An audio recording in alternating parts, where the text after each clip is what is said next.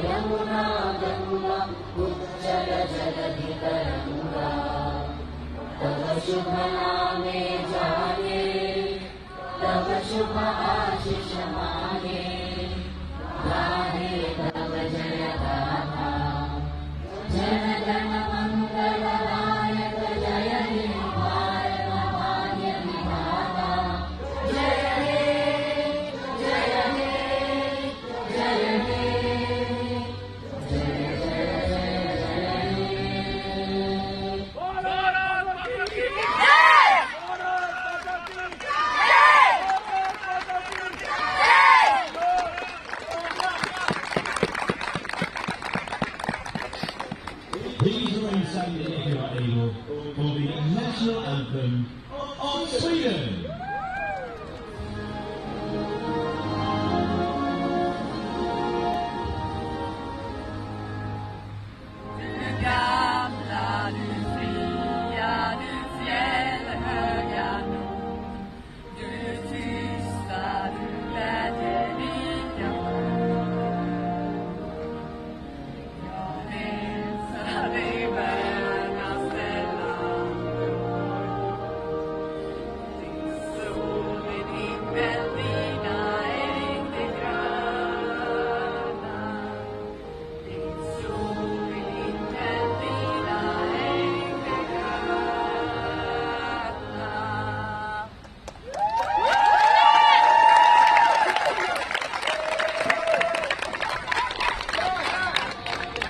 Two sets of players very proud to be representing their countries in this fourth place playoff. Let's take a look then at the two teams. The home team first of all, which is India for this one. In goal, number 1, it's Kanchan Patel. Number 4, Deepali Campbell. Number 8, the big talent in this India side, Akshara Rana. Number 9, somebody that impressed me particularly on Friday when they played Germany, Sangeeta Mecha. And number 10, Nirma Ben. The subs, Aparna, Asha Chowdhury, Kamal Gaikwad, Shafali Rawat. And the head coach, Sunil Matthew. And the guide, Sina CV. As for Sweden,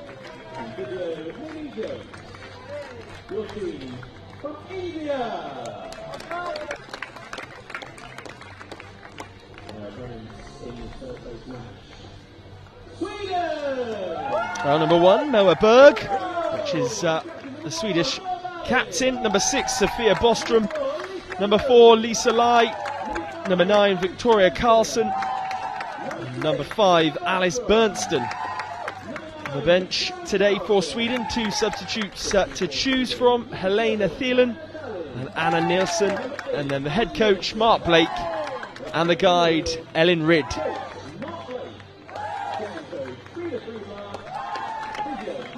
As I said, a really strong contingent of both athletes and fans in the crowd, which is fabulous to see. And a bit of a pressure off game in some respects. There is, of course, a medal on the line. but this game, I'm sure, no doubt, will be played in a really good spirit. And Dixie, we were chatting on Friday, and we saw the way the Indian and German teams came together at the full-time whistle in that particular fixture. There's a real sort of unity and a lovely spirit in which this women's game has been played.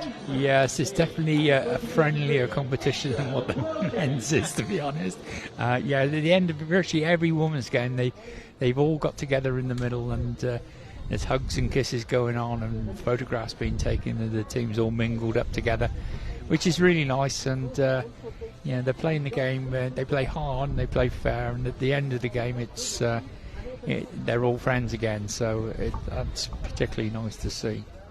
The flag bearers make their way off, and final team huddle taking place. But let's look at the fixtures then for the remainder of the day.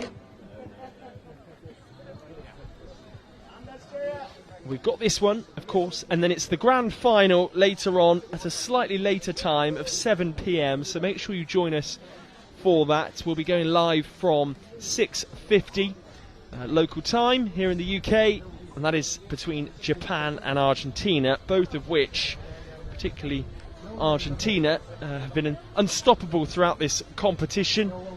Argentina did get held, though, to a goalless draw by Austria, which is perhaps a bit of a surprise on Friday, but that will be a really interesting game. And Dixie, you're a big admirer of that Argentinian side. You think they've been really impressive? Oh, I do. And the two girls up front for Argentina are just absolute different class to anything that's in this latest section of the tournament.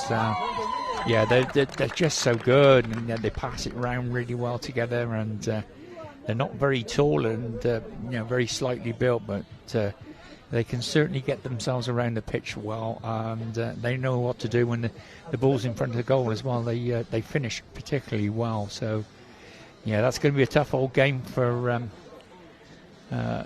the Japanese side. Japanese. I've seen a lot of games this week.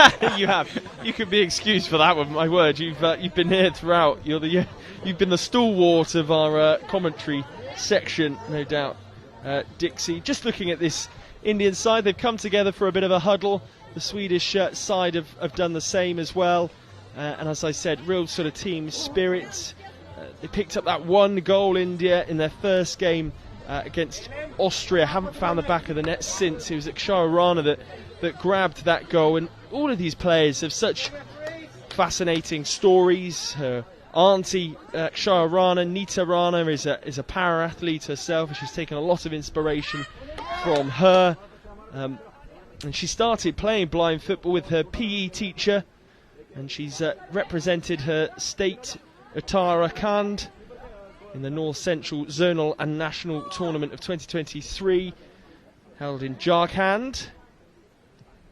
She's now being trained in Kochi, Kerala, to further improve her game, so she's one of the stars of this Indian side, and they've all got their own story to tell of real perseverance to get to where they are now, and it's brilliant that they're here in the UK, in Birmingham, representing their country and helping push the game forward as well and get it up to a level alongside the men's blind football as well. Sweden are poised. It will be India to get things underway.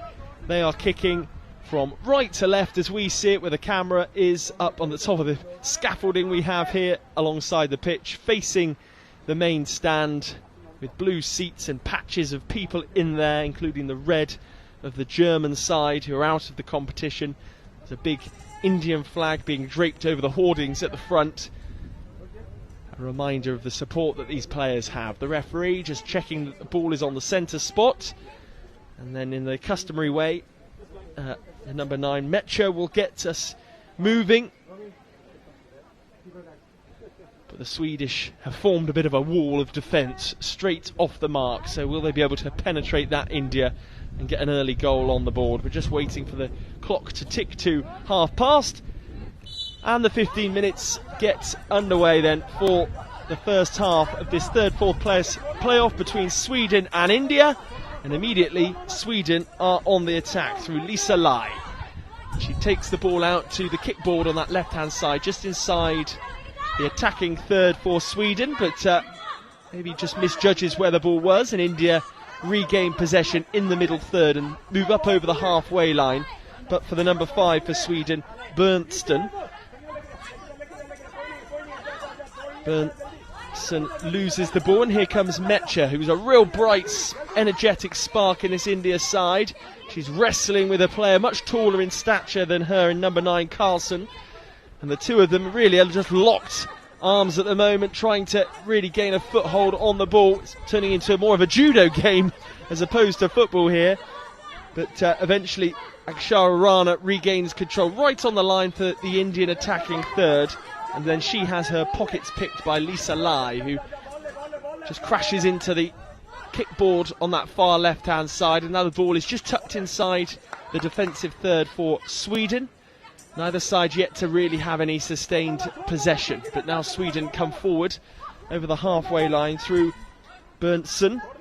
Berntsson is pegged back slightly into her own half, but she puts some nice footwork together and then releases the pass up to Lisa Lai, who tries to gain control of the ball and move towards the Indian D, but she's faced up by the number 4 for India, Deepali Campbell, and eventually the ball is played back to the goalkeeper, who releases it quickly, looking for number 8, Akshara Rana, who's further up inside the Swedish half. And now Sweden look to try and regain possession through their number 9, Victoria Carlson. She relinquishes possession to Mecha, who comes up over into the middle third. Lisa Lai takes the ball from her and then moves towards the near kickboard on this near side and sort of muscles her way through, still going Lisa Lai, but eventually loses out to Nirma Ben. Nirma Ben can't do too much with possession, but it's just floated through to Deepali Campbell, who kicks the ball further upfield, straight back into Swedish hands. And again, a bit of a wrestling match going on in the middle third, and Dixie, neither side yet to really settle. No, not at all. It's very scrappy at the moment. They're just feeling each other out. There's a definite foul by the Swede there on the Indian number 8. She's dragged her to the floor. I worry a little bit about Sweden because they have been playing well, but they got beat 3-0 in their last game against Argentina, so that's obviously set them back a little bit, and they hit their confidence, I would have thought. But the Indian team, although they lost that last game, they took Japan to a 0-0 and only lost on penalties. So I think Japan, the Indian side can defend really, really well. So at the moment it's not really got going, but you're just hoping. Definitely a bit of nervousness in this Swedish side as number 8 for India, Akshara Rana, tries to barge her way through the Swedish defence, and now there's a cluster of players together just trying to identify where the ball is. Could be a chance for Mecha here, but it's scooped up in the end by Moa Berg, the captain. Appears to be a bit of an issue with the scoreboard at the moment, which I think the referee has just noticed. The score is not 1-0 as per the screen. It's still goalless as it stands. That has changed now. 12 minutes and 5 seconds of this first half left on the clock. They put the foul in the goal column. That's what had happened there. It's an easy mistake to make. Rolled out by Moa Berg up towards Lisa Lai. Lisa Lai looks like a decent player up top for Sweden as she tries to find a way through, and a very physical player as well, but she's met her match in Nirma Ben, and the two of them just face to face really, with the ball locked between their two left boots. The Indian side in their very uniform blue with orange boots, and there's an opportunity for Lisa Ben, but she moves into the box and pushes the goalkeeper there into the post. And the goalkeeper, fair play to her there, Kanchan Patel, just checking that Lisa Lai is okay, even though she took the brunt of that collision herself. The referee's just readjusting the goals there, and she's just going to let them start with a goal clearance. And again, the game being played in very good spirit. Forward there's Akshara Rana, and she's up against the number 9, I should say, Victoria Karlsson. Two of them grappling with each other on the near side, just inside the Swedish half. Poked through and then prodded away by Nirma Ben. Right up against the kickboard, and the ball is just stationary at the moment in front of the main stand. As I was saying, India today in their light blue with darker socks and their uniform orange boots. It's a mix of coloured boots in the Swedish ranks between orange and black, but they're all in yellow. And now an opportunity for India, big opportunity. Mecha swings at it but completely misses her kick. Second bite of the cherry here, and it's just poked behind. I think that was a corner. Yes, it took a touch from the goalkeeper. Yeah, it's definitely a corner. You're spot on, Toby, there. Yeah, she had a good run into the box and she was totally unchallenged, and she had a lot more time than what she thought, and she could have settled herself, and she's had a big swing at it and missed it, then regrouped herself and managed to get a shot off, and it's just touched the goalkeeper on the way out. And don't know why the referee was coming over that, but we got a corner to India. Doesn't trust the scorers, haven't changed their scoreboard again perhaps, and was just checking in once more. Corner though for India on the near side, then in front of the match announcers and the coaches and the scorers and everybody that's involved in the production and the organisation of the blind games. On the far side in front of the scoreboard, nearer the main road, on these 4G pitches at the University of Birmingham Sport Campus.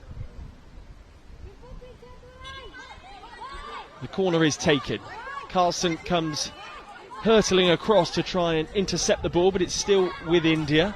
Good skill from Mecha, but Lisa Lai in the way once again. She's been ever present so far in this game, and she moves up over into the middle third and just gets shoved to the side against the kickboard in front of the main stand. She's got 3 India players swarming around her, trying to dispossess her up against the kickboard, and Akshara Rana eventually brings the ball away, but she's tackled strongly by Berntsen.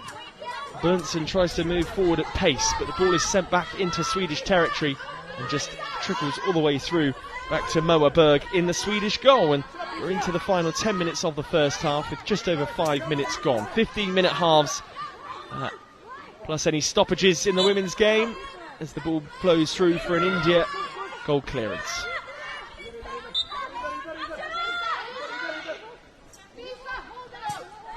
Yeah, it's a bit of a wasted throw by the Swedish keeper there, really, just sending it right down to her opposite number. Need to get it to a yellow shirt if she can. Sangeeta Mecha, the Indian captain today, impressed so far in this competition, just as Lisa Lai tries a shot on goal, which was deflected, just took the sting out of the shot, and it meant it was easier for the goalkeeper to collect.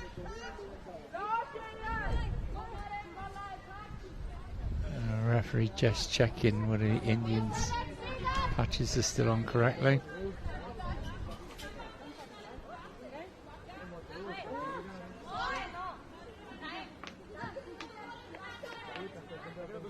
Both Sangeeta Mecha and Lisa Lai have their eye patches and eye coverings checked in unison, and then Sangeeta Mecha hurtles out to that far right hand side to get herself into position for this goal clearance. She's unmarked. She faces her own goal as the ball rolls towards her and then completely evades both her and Berntsen. Berntsen is in possession and she'll look to use her strength to move away from Sangeeta Mecha. Now Akshara Rana picks up the ball in the middle of the goal, moves into the attacking third, still going Mecha. Can she poke it beyond Moa? She can't quite. She was just put off at the final second, I think, from Sophia Bostrom. Yeah, definitely India are looking the more likely out of the two sides at the moment. Just need a bit of composure when they get in the box. They tend to just swing at the ball and they just need to slow themselves down and steady up, but they're looking the more likely team.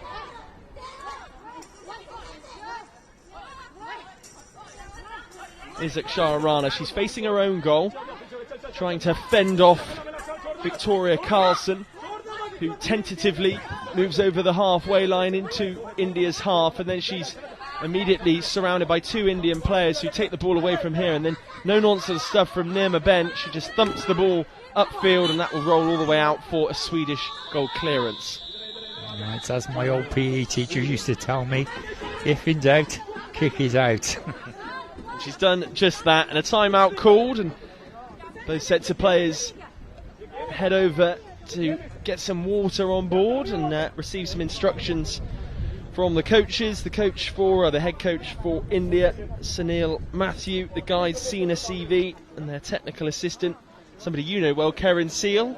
Yes, I've known Karen for probably getting on for 20 years. I think I was playing when he made his debut for England in I think we were playing in Portugal somewhere, and he made his debut as I was coming to the end of my career, and he played over 100 games for England. I think I can't exactly remember the number, but he'd been a proud Welshman, and he's got a Welsh tattoo on his leg, which we had to cover up, obviously.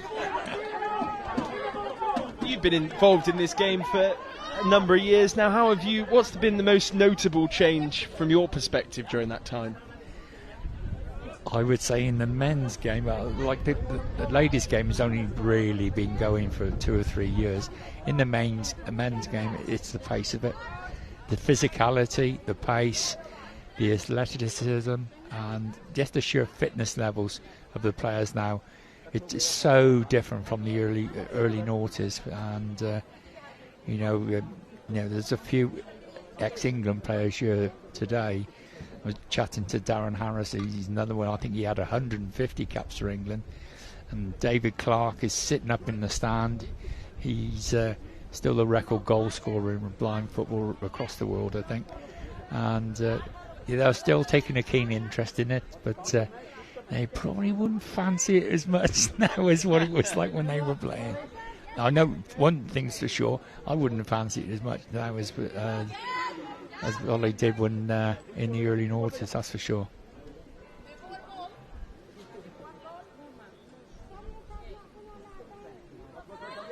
It's always that debate, isn't it, from players of eras gone by and how they would compete with players of today. Of course, across sports, so much more resource and money in various games. It's impossible to make comparisons. It is, because those players from the early noughties, if they were given all the advantages of the players are getting now, and all the support that the players are getting, there is no doubt that they would have performed equally as well now as what they did back then. But as I say, the game has moved on in the men's. It's tremendously different, and as I say, much more rigorous and quick, and it's a faster game now. Long stoppage here for those of you that are just wondering what is going on. The referee just paying extra attention to one of the Swedish players' eye masks, but we're in a position now to get things back underway. It was Alice Berntsson that is receiving a bit of extra attention. Some yellow shirts in the crowd supporting Sweden. The German contingent here as well. Austrian side up there too. Maybe just sizing up the opposition for future tournaments as well. Just as Ikshara Rana comes up face to face with Berntsson. Berntsson, no messing from her. Very aggressive in the tackle there, and just a bit of a tangling of legs. An equal measure, and an opportunity here for India, just as they have a swipe at goal. But again, the goalkeeper equal to it, Moa Berg. It was Ikshara Rana that was sizing up the opportunity, and that was probably the best so far in this game. Yeah, it was a great opportunity. It opened up for a bit. Again, it was just a little bit of lack of composure in front of goal, and just got overexcited and not really connected with the first shot at all. And was fortunate enough to get back on the ball, and she did get a shot away in the end towards the goal. Sophia Bostrom is the player furthest back, tucked inside her own half, right up against the goal line, just trying to find a way out. But lovely piece of skill again from Ikshara Rana to regain possession, and now she has it at her feet. She tries to move into the D, but it's at a very tight angle. The referee has a better view than us, but it will be a corner for India. Yeah, we got 6.5 minutes to go here, and India have won a corner, and they're definitely on top at the moment, pinning this Swedish side back into their own third. And yeah, can only see a goal coming from one source at the moment, but let's hope we can get this one done in the allotted time, rather than going to the dreaded penalties that England went through at lunchtime. Corner ball then for India, which is taken, and off we go, and it's poked straight into the box. So across the box it went towards Deepali Campbell, but kind of took her by surprise as it rattled past. And here is Akshara Rana now again moving into the D. She's definitely the standout player. She advances into the box, but it goes out, and it will be a goal kick for Moa Berg, the captain. Yeah, one of the Swedes has unfortunately run into the back post. Just checking her face to make sure there's no injuries on there. This is where your goalkeeper is vitally important. Your goalkeeper's got to be talking, and you know, the outfield players don't know where their goals are. So if your goalkeeper doesn't take care of your safety, you are going to run into the post. So you need your goalkeeper to be alert and be giving the information out that that's going to roll right through, and it's just a waste of a throw again. Yeah, she needs to be talking to her defenders to say, right, you know, there's a post there, the Indians are there. And she's obviously not said a word then, and the Swedish girls just run head full on into the post. India in possession through Akshara Rana. She's tracked by Victoria Karlsson. Victoria Karlsson, certainly the tallest player on the pitch for Sweden, and there she is. Good tackle from her. Stops the Indian side in their tracks, and there's a bit of a huddle that has almost formed inside the Swedish half. Neither side really able to gain control of the ball. Here's Akshara Rana again. And eventually the ball spills out to Alice Berntsson, but India win it back through the lady that is creating the best of the opportunities, but now finds herself on her backside just outside the Swedish D there. And Sweden will come away with it through Victoria Karlsson. Very tentatively so. She moves into the Swedish half. And that's a good pass to Lisa Lai, but it will trickle all the way out for a goal kick, with her unable to bring the ball under control. Into the final 5. Yeah, it was sheer force there, and Sweden won the ball back. The physicality of the Swedes against the smaller statured Indians won out on that occasion. But up until now, the Indians, even though they're a lot smaller, they're battling really well with them, and you wouldn't know that that's a foul. That low centre of gravity, that was a pretty blatant one there. Yeah. It was almost a situation where Berntsson thought, well, I'm not getting anywhere near the ball, I'll just take the player down. Yes, he's wrapped both arms around her waist and virtually picked her up. So we've got the Indians have got a free kick. I would say it's 8-9 metres out, not central. It's just in line with the right-hand post as you guys at home look at it. They've been very impressive, India. They're very busy as a side. You know, their enthusiasm and energy levels don't really seem to drop throughout the whole game. And certainly the two over the ball now, Mecha and Akshara Rana, the two real stars of the side, it feels. Yeah, they worked really hard. As I say, on Saturday, was it? They took Japan, who were a good side, and they took them to... It took Japan 5 penalty kicks to beat them, you know, so they kept Japan out during the game total in there, and the only way Japan went through was on penalty kicks. So they're a tidy little side, and they know how to defend. Here's Lisa Lai, chance for her to run at goal, and she just sends Campbell to the floor, barges through her like a freight train. Here comes Nirma Ben, and she moves up into the centre circle. Now just sort of almost passes the baton on to Mecha, who continues this run, but she's stopped in her tracks by Berntsen, but regains possession does Mecha. She's got Shara Rana in support of her, who just a moment ago had a really good effort on goal, but just went wide of Moa Berg's post. India still in possession through Mecha, but she loses out to Victoria Carlson on that far side. The guy behind the India goal just trying to will the Swedish side forward, and that will go out for a goal kick. And it's an interesting, just as the buzzer goes here for a substitution, Dixie, it's an interesting role the goalkeeper sort of plays. I mean, how do they come to be in this position where they are playing for the blind women's football side, and how important is their job? They've got a vital role, an absolutely vital role. They're controlling the defensive third. And I always used to say, you know, when I played, if you're a good communicator, you can get the players to do your work for you. Right? So instead of you getting smashed in the face, if you can communicate well enough to get your defenders in the right position to snuff out the attacks, it lightens the load on what you do. And you look at the men's side of it, if you look at like Dylan Malpass, he is an... Just as India come forward again. It's a corner.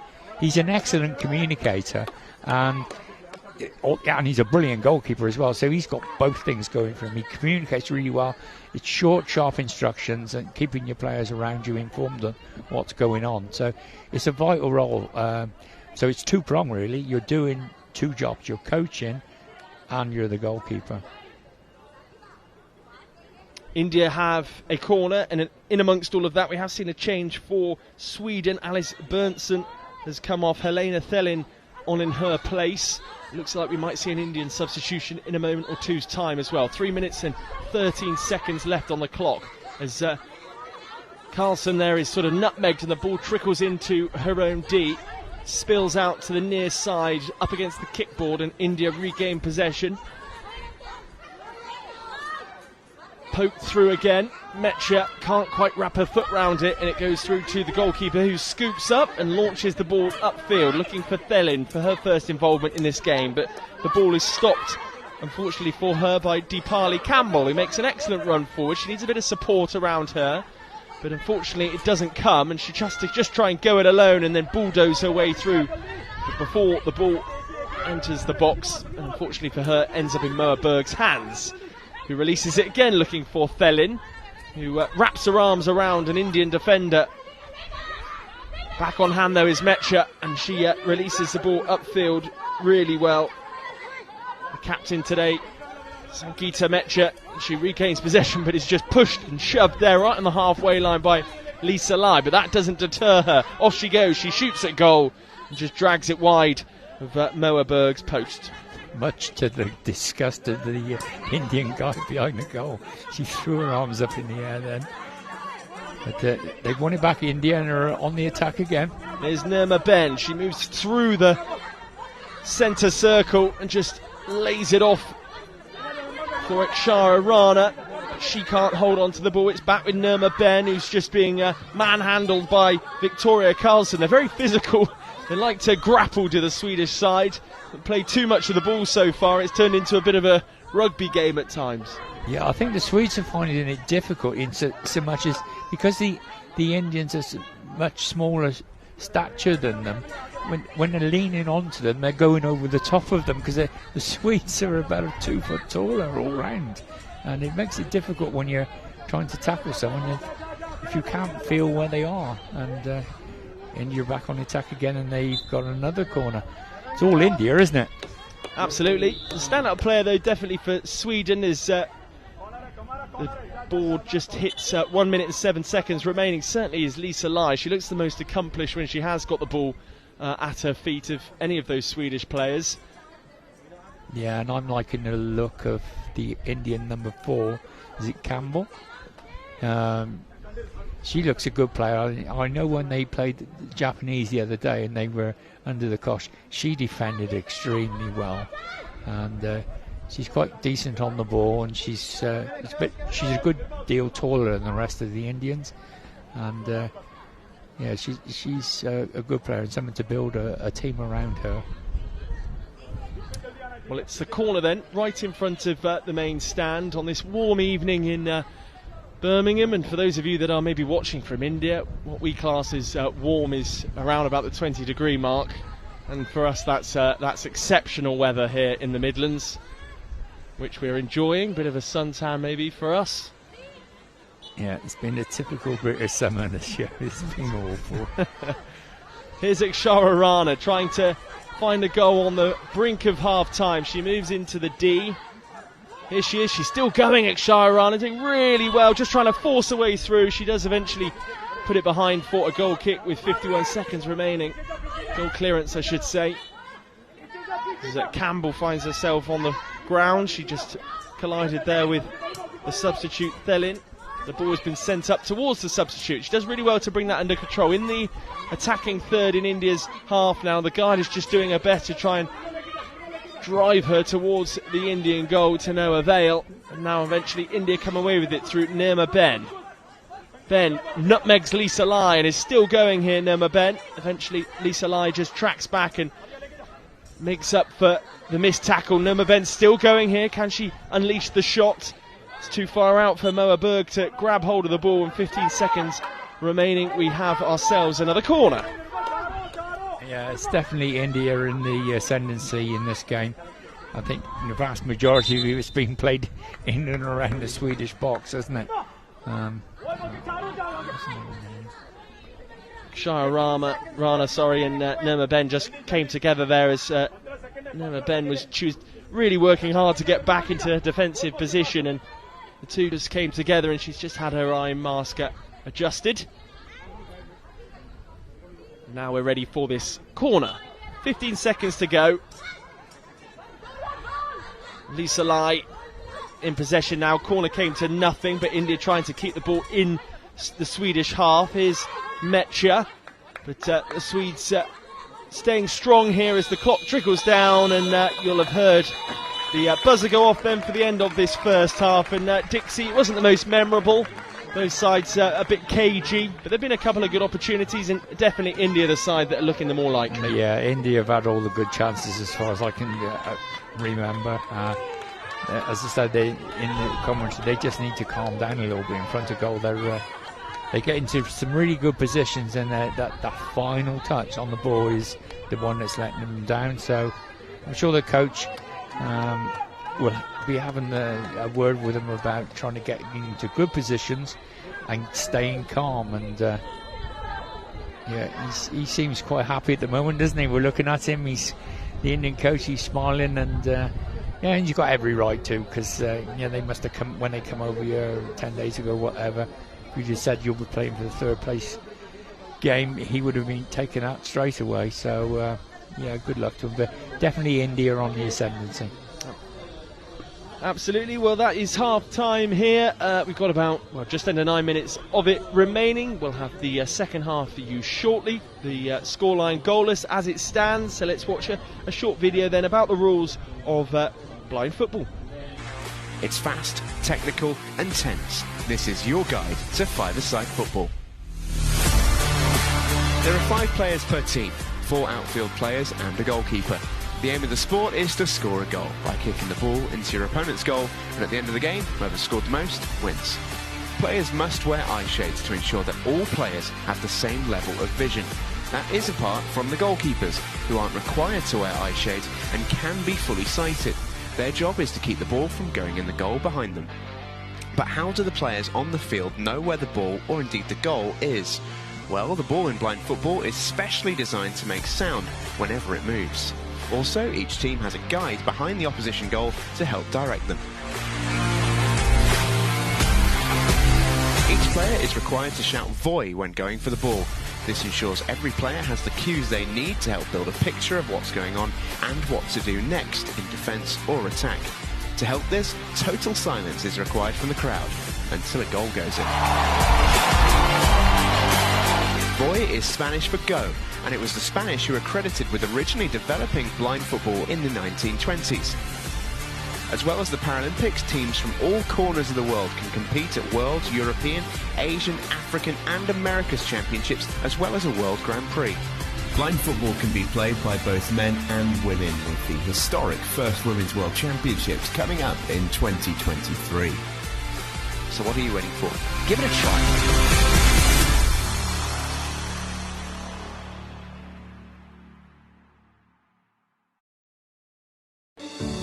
IBSA, International Blind Sports Federation, presents, with the support of the International Paralympic Committee, IBSA Anti-Doping App, the first application of its kind in the Paralympic movement, specifically designed for blind and visually impaired people.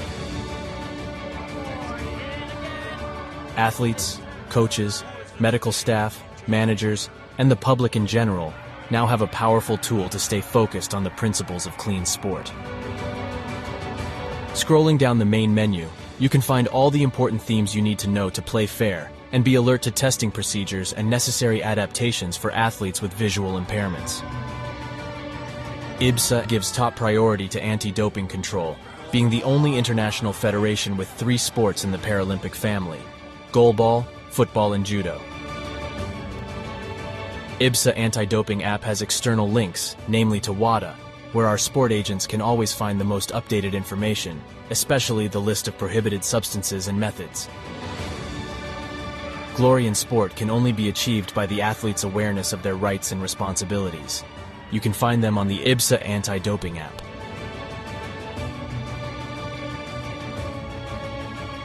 IBSA is continuously promoting anti-doping education to all its affiliate athletes and sport agents, not only about the consequences of the use of doping and the risk of using supplements.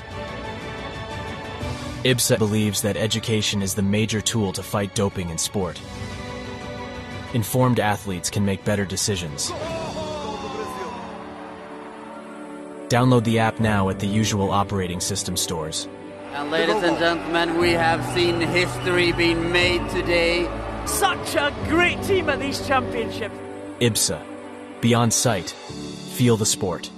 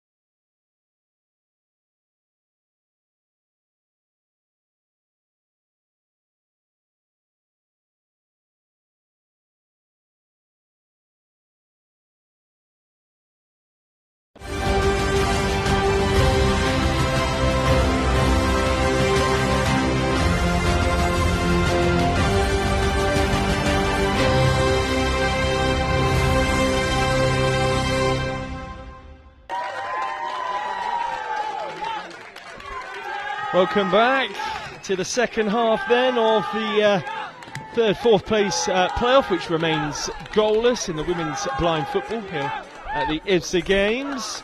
Really strong crowd of fans in now as well, and a lot of Indian fans behind us that we didn't necessarily see as we were commentating on that first half, that are up on the path watching their Indian side with their flags as well, which is fantastic, making lots of noise. And the Swedish players were just enjoying actually walking back out onto the pitch there for the second half, waving to the crowd as they came on.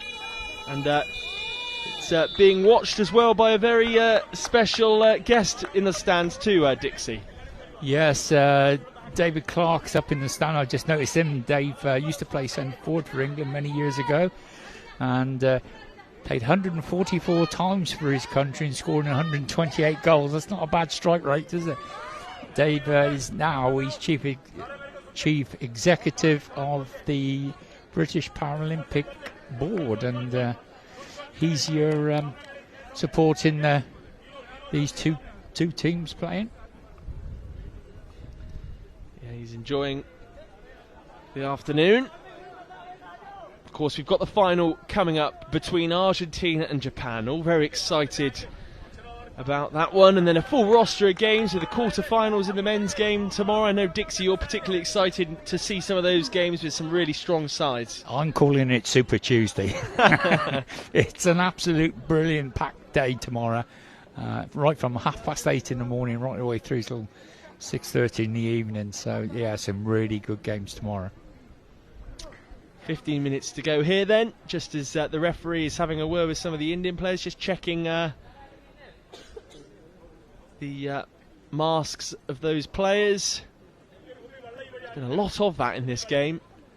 The Indian guide is chatting. The head coach is now behind the goal for India, acting as guide. It was interesting actually at half time, the head coach for Sweden and the guide for the Swedish side really deep in conversation out on the pitch, and he was talking through some calls that need to be made in that second half. So I wonder what the messages were there. We're almost ready to go here. Referee gets the thumbs up from the goalkeepers and the guides, and we are underway. At last. It's Thelin that's immediately in possession, the number 7, who was a first half substitute. She got pushed up against the kickboard there, but brings the ball back inside, and now Nirma Ben is the player that meets her, and that will squeeze all the way through, I should think, for a goal kick. Well, Toby, I agree with you. I thought it was a goal kick. Referee has awarded a corner. The person who matters thinks it's a corner. The referee shakes the ball in the corner there, just to indicate where the Swedish players need to go, and it's their number 9 that wanders over, Victoria Karlsson, supported by Helena Thelin. And they will take this one down there.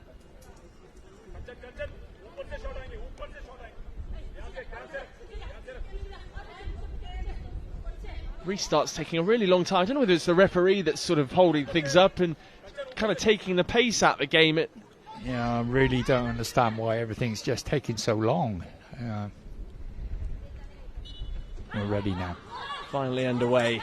Sweden take the corner, but it's immediately intercepted by Indian players. They're pinned up against the kickboard on the near side, as I say, in front of the media and the coaches and the operational staff here. Two players are sort of wrestling up against the kickboard, and the ball remains static, just tucked inside the goal line in that far corner. India desperately trying to get further upfield, and eventually they do through the player that impressed you in that first half, Campbell. Still going here, moves up over the halfway line, but she's pegged back by Karlsson, who gets her body goal side along with Lisa Lai, right on the halfway line inside the centre circle. Karlsson in possession, and the ball spills out to that far side in front of the main stand, and that's where Nirma Ben is. She brings the ball inside her own half, comes over the line that indicates the defensive third for India and the middle third, and now we're up by the halfway line through Nirma Ben, but she's stopped by Lisa Lai, and now Campbell again in possession, collides with her own player. We move into the middle third through Sangeeta Mecha. She plays a tidy little pass through to Akshara Rana, who is met immediately by Lisa Lai up against the kickboard on that far side in front of the main stand. Will we see a goal in this second half? A couple of minutes gone since the start of it. Lisa Lai battling hard down there with Mecha and Akshara Rana. Mecha uses some neat trickery and footwork there, and she tries to get then inside of Victoria Carlson. Not sure the referee has spotted something she's not happy with. She marches over.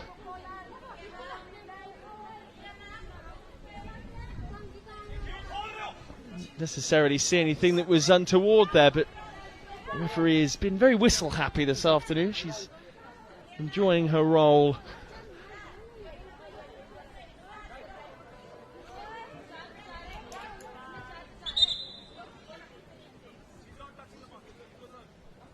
Still in conversation with the Indian player. I think I'm going to count to 10. We're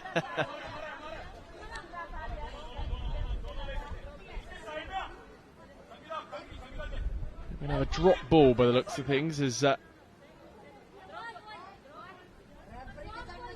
Mecha and Carlson stand over it.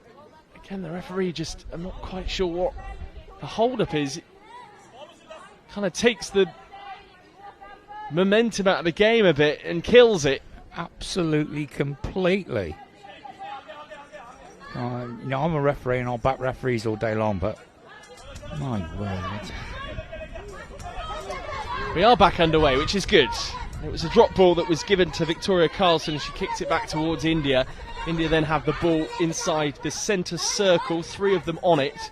Carlson trying to stop all 3 of them single-handedly, and she does just that, but the ball is back with India through Nirma Ben, and Nirma Ben brings it forward and does really well. Some close control from her, fends off the advances of Carlson and gets pushed further wide, keeps the ball in play, does really well up against Lisa Lai, who's of a similar height.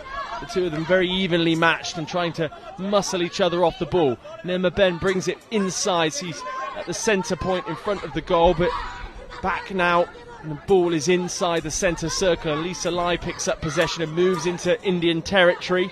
Still going here, Lisa Lai, but Campbell has other ideas and wins back the ball and then gets her body in between Lisa Lai and the ball itself and looks to bring it forward and does just that. Shows good tackling and then good close control as well and brings it forward. But again, Lisa Lai tracks back to try and regain possession. Campbell is blocked off by Carlson, and Carlson then brings it forward, and Lisa Lai takes over in the centre circle over the halfway line, and then a rash pass forward from Lisa Lai brings the game to a halt, and we have a goal clearance. We do. Nice bit of play by Campbell, though. She carried it a long way, and things started to open up to her, and then she lost out on a bit of a tussle with one of the Swedish players, but nice bit of play, and Sweden have retrieved the ball and they're heading off towards the halfway line. Some cracking footwork there from Lisa Lai to get the ball back up into the Indian half. Campbell was about to keep the ball in play, but then recognised it was going out for a goal clearance and let that flow.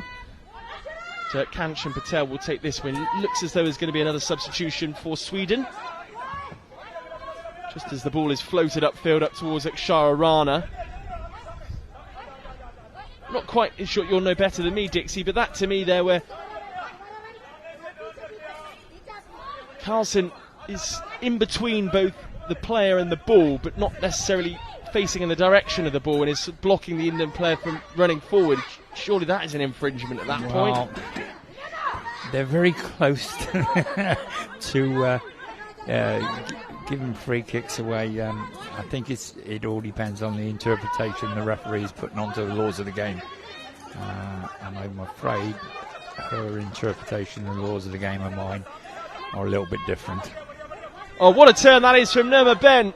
Is she through here on goal? She's facing goal, but she can't quite poke home. She was facing the wrong way in the end, but it was a really wonderful effort from her She races back into position straight away, but she's really grown in this game, Nirma Ben, and she almost troubles Moa Berg there.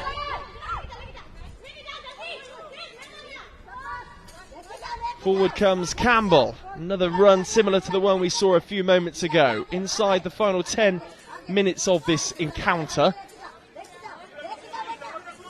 Sangeeta Mechia now moves over the halfway line, but she's stopped in her tracks by Helena Thelin. The number 5, who went off in the first half, Alice Berntsen, is poised to be reintroduced to the match. Remains to be seen who she will replace. Lisa Lai tracks back to try and keep the ball in play. And we will have a corner for India. And the substitution for Sweden.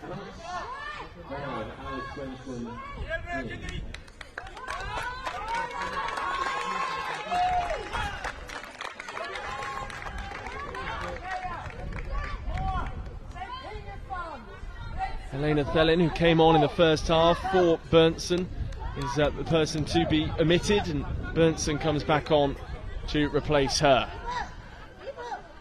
Breathing deeply as though she's put in a real shift.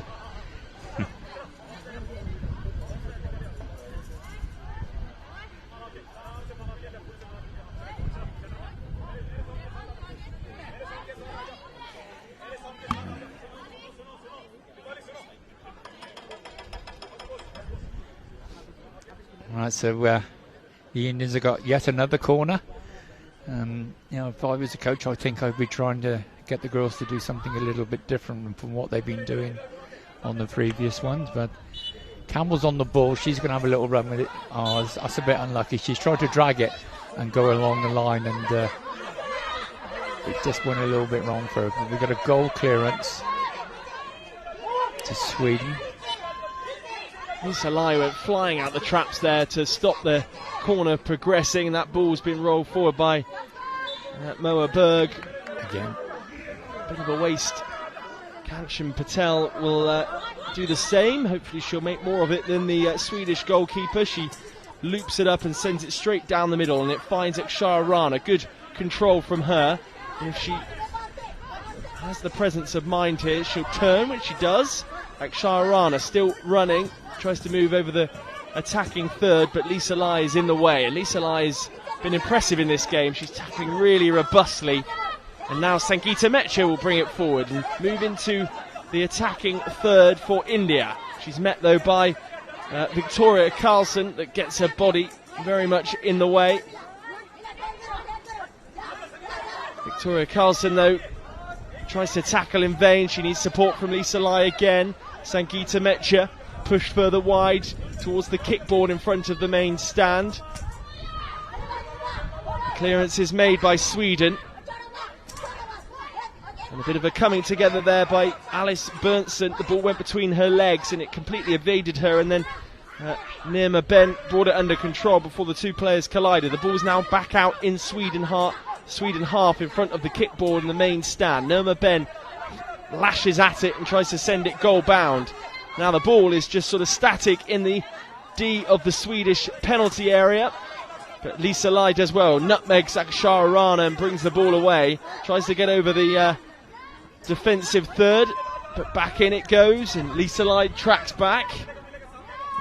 The weather is just sort of changed slightly. Looks as though we might have a bit of rain in a minute. But and that's going to go out for goal clearance, and I think India are going to make a substitution.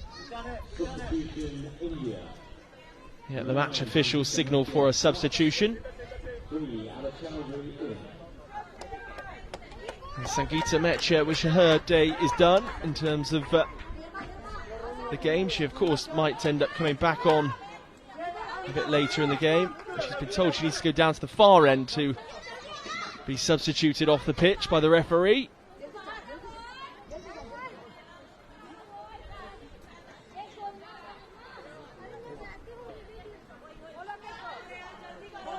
Yeah.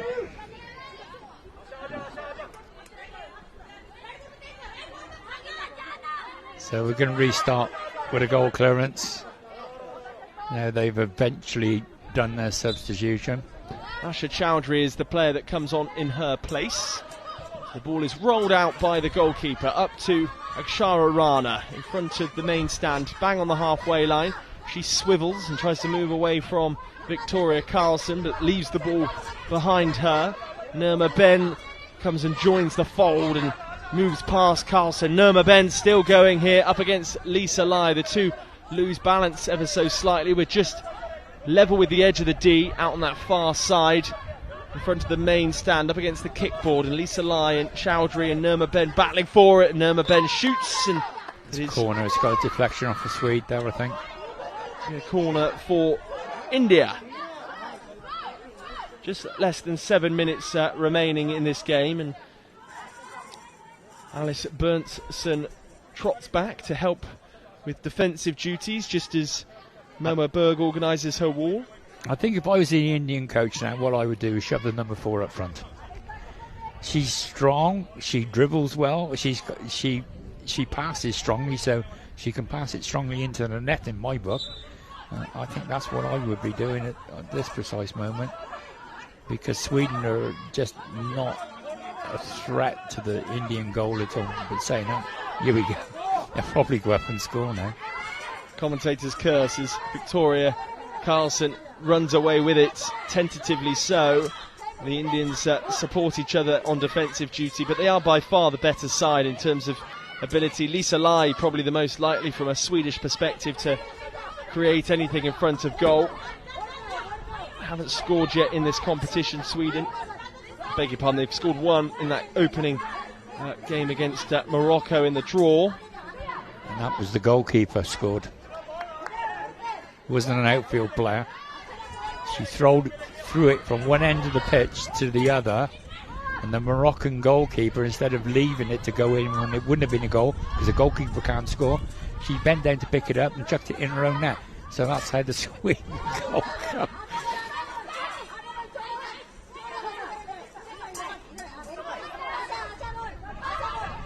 Here come India through Chowdhury, the substitute. She's halfway between the halfway line and the attacking third, but it's prodded away from her by Lisa Lai. Downfield it goes inside the Indian half. The whistle does blow. Referee unhappy with something she's seen. Yeah, it's a right good spot by the referee, that one. The Swedish player had her arm around the Indian centre back, and it's going to be a free kick to India. 5 minutes and 27 seconds left on the clock, and then we will of course have penalties to decide who will take the third place medal. The Japanese have arrived ahead of the final, or at least the coaching staff have, looking very professional in their in fact, that in terms of kit, I think I'd like one of those Japanese training tops, I've decided. Yeah, they look nicely turned out, the Japanese, aren't they? And what a polite race they are around the village and all. You know, I bumped into one the other day, and I literally bumped into him, and he was so apologetic. And it was probably my fault, because I was probably on my phone, not looking where I was going. Exactly 5 minutes left on the board then. Still goalless between the two teams. Here comes Campbell. You're right, Dixie. She seems the most likely here, and she's still going. Campbell shrugs a couple of players off and dribbles past the final defender. Can she prod home? Just off balance ever so slightly. Yeah, that was a great run by Campbell. As I say, I think personally, you know, at this stage of the game, she is wasted at the back. You know, put her up front. She's the strongest player India have got, in my opinion, and I think she's a little bit wasted at the back there. We got a timeout now, and the girls are taking a well-earned drink.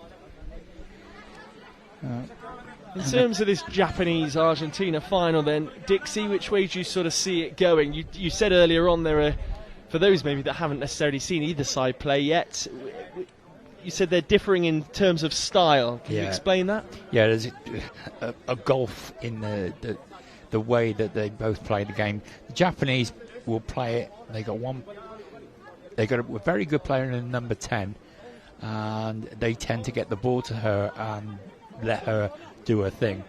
Whereas the Argentine, they've got 2 young ladies up front who are both very wide out on the boards, and they pass the ball from board to board, and they'll keep doing it, and then they'll listen to the guy behind the goal, and when the gap opens up, one of them will go into the gap. It's very structured. I think I said in one of the other commentaries, it's a bit like Man City. Play, and be patient, and they are patient, and they bide their time. And the 2 girls up front, I say, they once they go in on goal, they got a decent shot on them as well. So I think they probably, if they're not top goal scorer in the female sector, they wouldn't be far off it. India had a massive result against England in the first game and scored 5 goals in that one, but since then they've been a bit shot shy, really, to be honest. 4 minutes and 42 seconds then left on the clock. We're into Fergie time here. And we've got the referees checking the patches. I think the referee's sad that this is coming to an end, the whole competition. I think she's determined to prolong this game as long as possible. The Indian head coach is out on the pitch, who's acting as guide in this second half, just organising his troops. He's been told to retreat.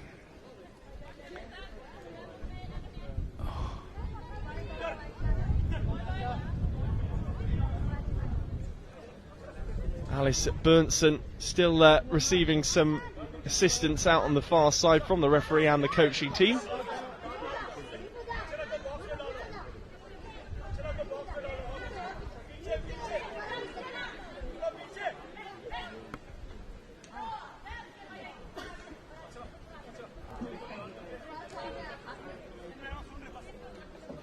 Still no play, just for those of you that are wondering why there's a halt in play, but we are underway.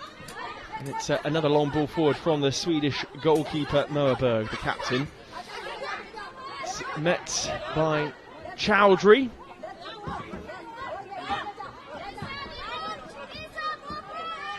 She's still battling away with two Swedish players on the wall, and the number 4 comes away with it for Sweden. She's by far their best player, number 4 for Sweden. No, she's a good player, and she puts herself around a little bit. Absolutely. Here's Chowdhury, the player she replaced with Sangeeta Mecha, who herself has competed in lots of other sports at school. She excelled in the long jump. And, she's finishing various qualifications as well. She attained her BA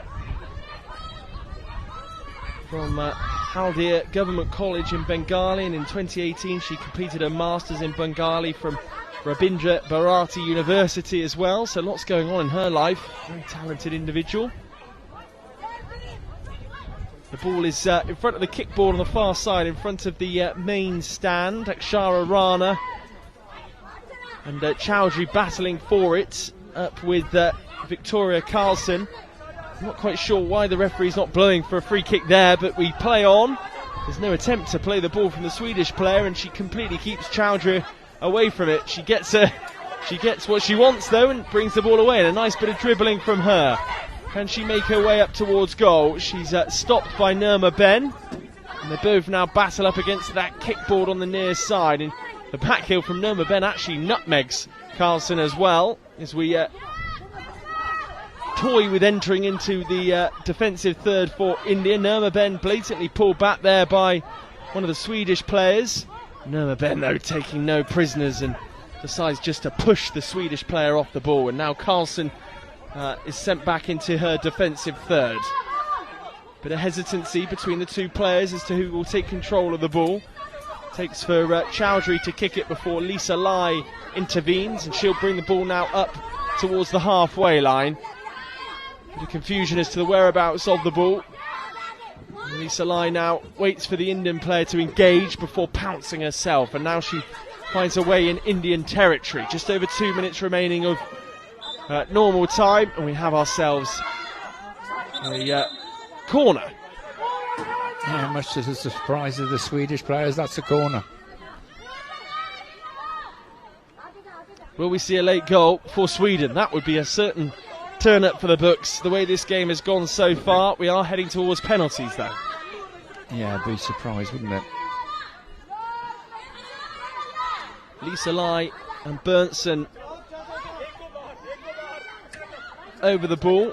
The head coach for Sweden going absolutely berserk at his number 6, Sophia Bostrom. Do you think he wants her to go forward? I think that was the instruction that eventually came. Akshara Rana is now man marking Bostrom. And the corner's just fizzled out and come to nothing. And India are moving into the central third there with the number 6, I think it is. Nirma Ben moves into Swedish territory and number 10, sorry. Carlson stops her and they're pushed out again towards that kickball on the far side in front of the main stand. Nirma Ben still going here, using all of her might to try and force an opening, but Lisa Lai intervenes and now she'll bring it upfield, and she's switched from right to left.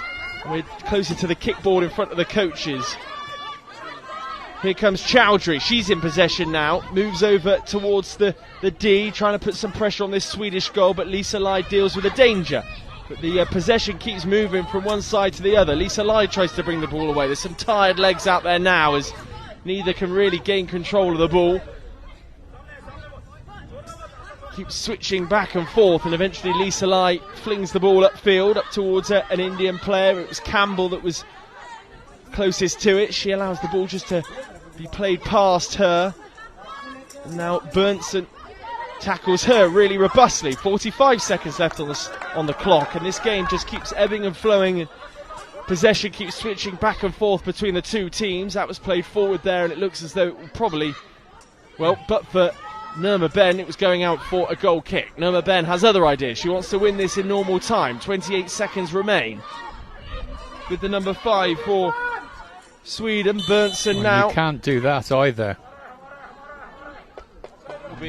Good spot, kick. referee. It's an indirect free kick. You can't jump up with the ball in between your feet. So it's just about killed this game off, I think. Well, yes, it is an Indian free kick deep inside their own half, and there is just 21 seconds remaining.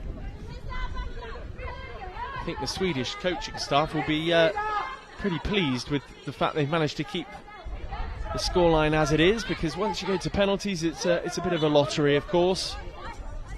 Yeah, for sure. I suppose you could say the Indians have been through a penalty shootout in the previous games, and they might be more used to it, but not that much of an advantage really. Away comes Carlson, 1 second on the clock, and there is the buzzer, and there is the end of this game then. Swedish players, the side that celebrate more of the two teams. Well, I'm not surprised about that really, because they've got away with one there, haven't they, the Swedish team? And yeah, they're definitely the happier of the two sides going to penalties. Well, which way do you see this going now, Dixie? Because it really is anyone's game. In terms of shooting ability, though, it kind of boils down to that, and I guess the strength of the two goalkeepers as well. Yes, yeah. Conversely enough, I think it's headed towards Sweden now, because I think they're physically stronger than the Indian team, and they can get a decent contact on the ball. I think they're going to hit it a little bit harder than probably what the Indians will. In the last time the Indians took penalties, they were pretty poor, to be honest, pretty shocking, and they were using a technique that if you've got anyone here who was watching the last game, I was going nuts over their technique. They were putting the ball down and taking 3 or 4 steps back, then trying to run up and kick it. Well, that's really hard to do. You know, the ball's stationary, so it's not making a noise. So how do you know where it is? And their penalties were poor.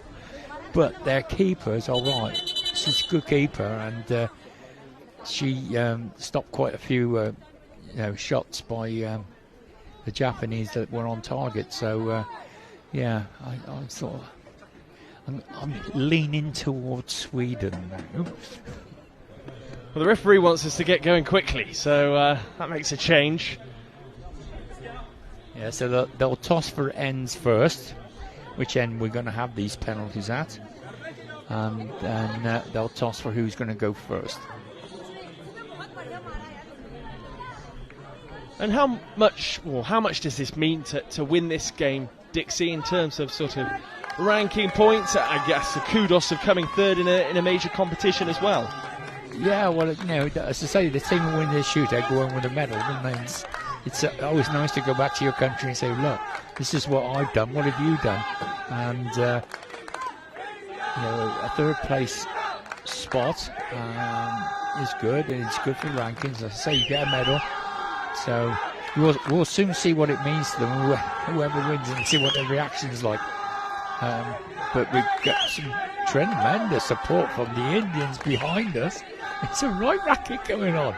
And it is fantastic atmosphere, which is lovely as well. You know, it's great that we have this for these crucial games at the end of the women's competition. Yeah, that's great, that, isn't it? Yeah, there's a couple. They're not on shot anywhere, because they're not in the stand, but they're directly behind our makeshift gazebo behind the goal, and yeah, they do make a racket when they get going. Well, the toss is taking place. It looked as though India have won it, so we'll wait to find out which end. And they're coming down our end. Yeah, so definitely our end.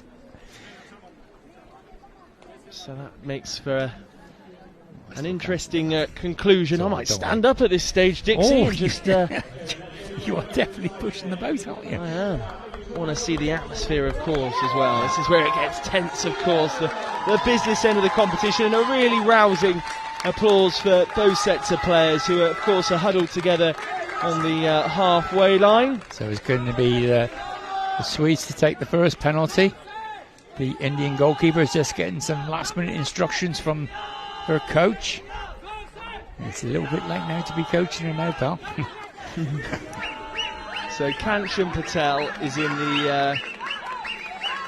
the goal for India, and the number 5, Alice Berntsen, will take the first penalty.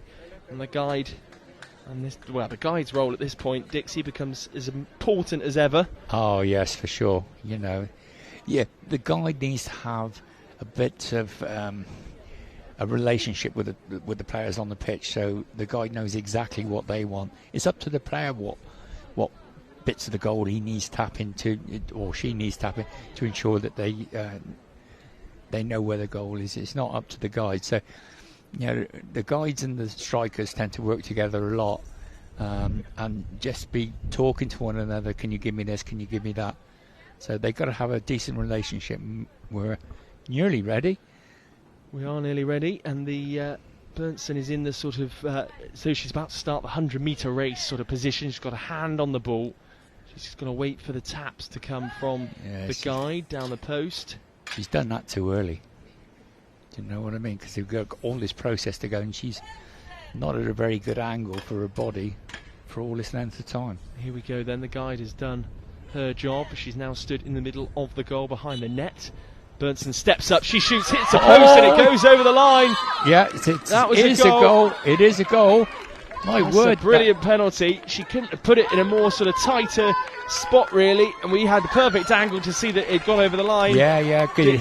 Hit the right, the left-hand post as she was looking at it, run across and dinked onto the other post and gone over the line. The referee was right in front of us, right on the line, and indicated it was a goal straight away. Well, the goalkeeper, Kanchan Patel, looks disappointed there that she didn't manage to stop that from going in. Now the attention turns to Moa Berg, who is the captain and goalkeeper for Sweden, and the player that has come forward to take the penalty for India is Nirma Ben, who was one of the star performers, I'd say, from that game. She was solid defensively, and she offered the most, certainly going forward. Yeah, that's great. That was a good penalty, to be fair, and she hit it really well, didn't she? I was worried for her that she had been in that position for too long, but it was a good penalty. Let's see if the Indians have learned from their mistakes. Different approach here from Nirma Ben. Is she trying to sort of establish where the two posts are with her arms? Yes, there? I think so. She's trying to line up her arms for the post, so she steps up, she shoots, and it's a good stop from Noah Berg. It's lacking in a little bit of power, I'm afraid. But, good save by the keeper. She's gone the right way and gathered it in. The Swedes celebrate, and Lisa Lai now comes forward. 1 goal to the good then for Sweden. Of course, we're playing to 3 penalties per team. So if Sweden score this, and then India miss the next one, it's all over just like that. Sweden will take the 3rd place spot in the women's blind football competition. And I will be right again. And you'll be right again, Dixie. You're never wrong. Lisa Lai, in the same way as Berntsen, lines the ball up, waits for the guy to do her job. That's a good technique they're using because they're not coming back off their bodies. So they know where the ball is. They're not moving from that position and just swinging a leg forward. It's a much better technique than taking a step back. Guide has done her work, and it will be Lisa Lai then. Referee stopped it because the bells of some pools or whatever is ringing in the background. Blimey, if we wait for every noise, if we wait for silence, the amount of emergency services that have been going past, we'll be waiting for hours. Yeah, trouble is we've got to go through a whole damn process again now. You can check her shades again.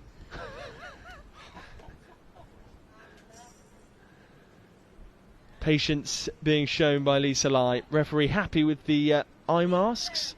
We're going to go through the ritual of tapping the post 4 times from top to bottom from the guide here. The left one is done if you're facing outward from the goal. The second is done, the right stick. The crowd now wait patiently. You could hear a pin drop now.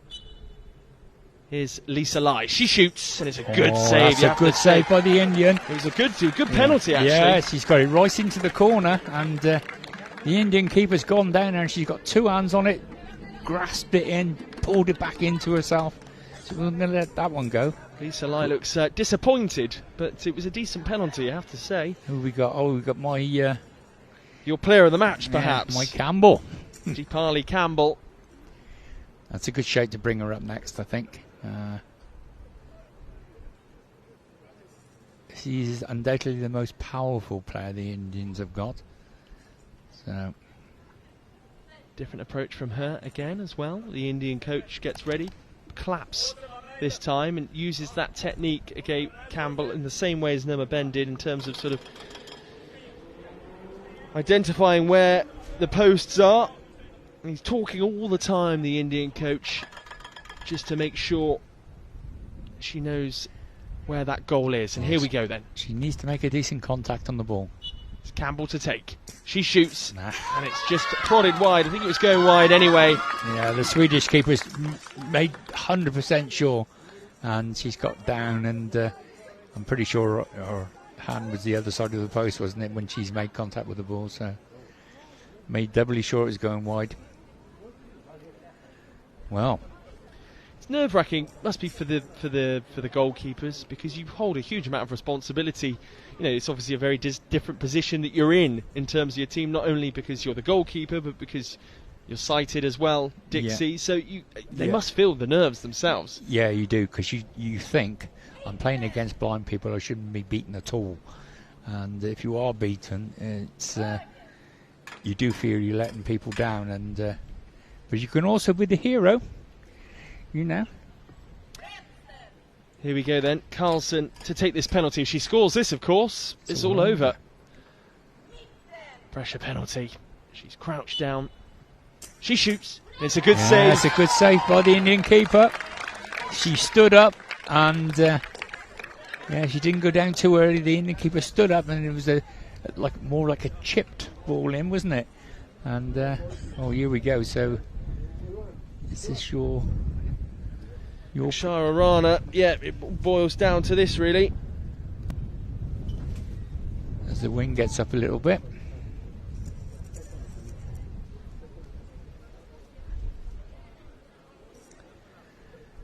Here we go then. For India to stay in this contest, if the penalty is saved, And Sweden will come third in the women's blind football here at the IBSA Games. Yeah, the Indian player, what she's doing, she's turning the ball round. She wants to get the valve of the ball on the... Don't do that, referee. She wants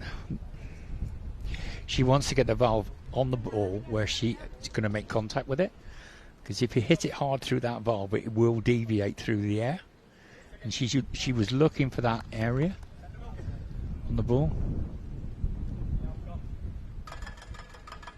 Tapping of the post takes place again. Akshara Rana's got both fingers, or both hands I should say, on the ball. She's at a bit of a strange angle at the moment. Hope she straightens herself up. Yeah, she's organised herself well there. She's used the guidance. Getting ready, but the referee again not happy that the ball has been moved. Yeah, that's come back off the spot a little bit. Yeah. The referee just explaining that when she does try and shuffle the ball round to find the valve, that the ball is moving forward. Perhaps it would help her if they let her take it quicker. Again, we're going through the process of tapping the posts. Shaharana still with her finger on the ball. She straightens herself out. I think we will have it this time. She just wipes her chin. Moves the ball slightly again. I think the referee's going to blow a whistle again, is she? No, she seems happy. And here we go. And she's just scuffed it there, but the referee blows her whistle. And it's a no. And that's it. The penalty is taken. She looks gutted. It's Shaharana. And the Swedish side finished third in the women's blind games. Yeah, that was that technique I was saying about. You take 2 or 3 steps back, and it's a lottery. Wild celebrations for the Swedish side, and the head coach for India consoles Akshara Rana there for the penalty. So unfortunate for India, they look despondent, but the Swedes celebrate, and really on the balance of play we thought that would be India's game really, if they had one clear-cut opportunity, but it just wasn't to be for them. No, not today, but they've got nothing to be despondent about.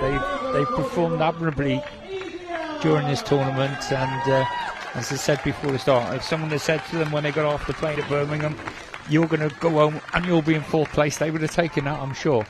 But yeah, well done Sweden. They stuck in there, and I just had a feeling that they might be a little bit stronger, physically stronger for the penalties, and it turned out that way. So wild celebrations from the Swedes as well. Mark Blake, the head coach, delighted with that. And there you have it then. Sweden are the winners of the 3rd place medal. The presentations will all take place following the final a bit later on. We'll be back at 10 minutes to 7 as Japan take on Argentina for the all-important women's blind games final in the football competition. And we'll see who goes on to take the top spot as the Swedes continue to celebrate. They're delighted with their 3rd place finish. And we'll see you in about an hour's time. Bye for now.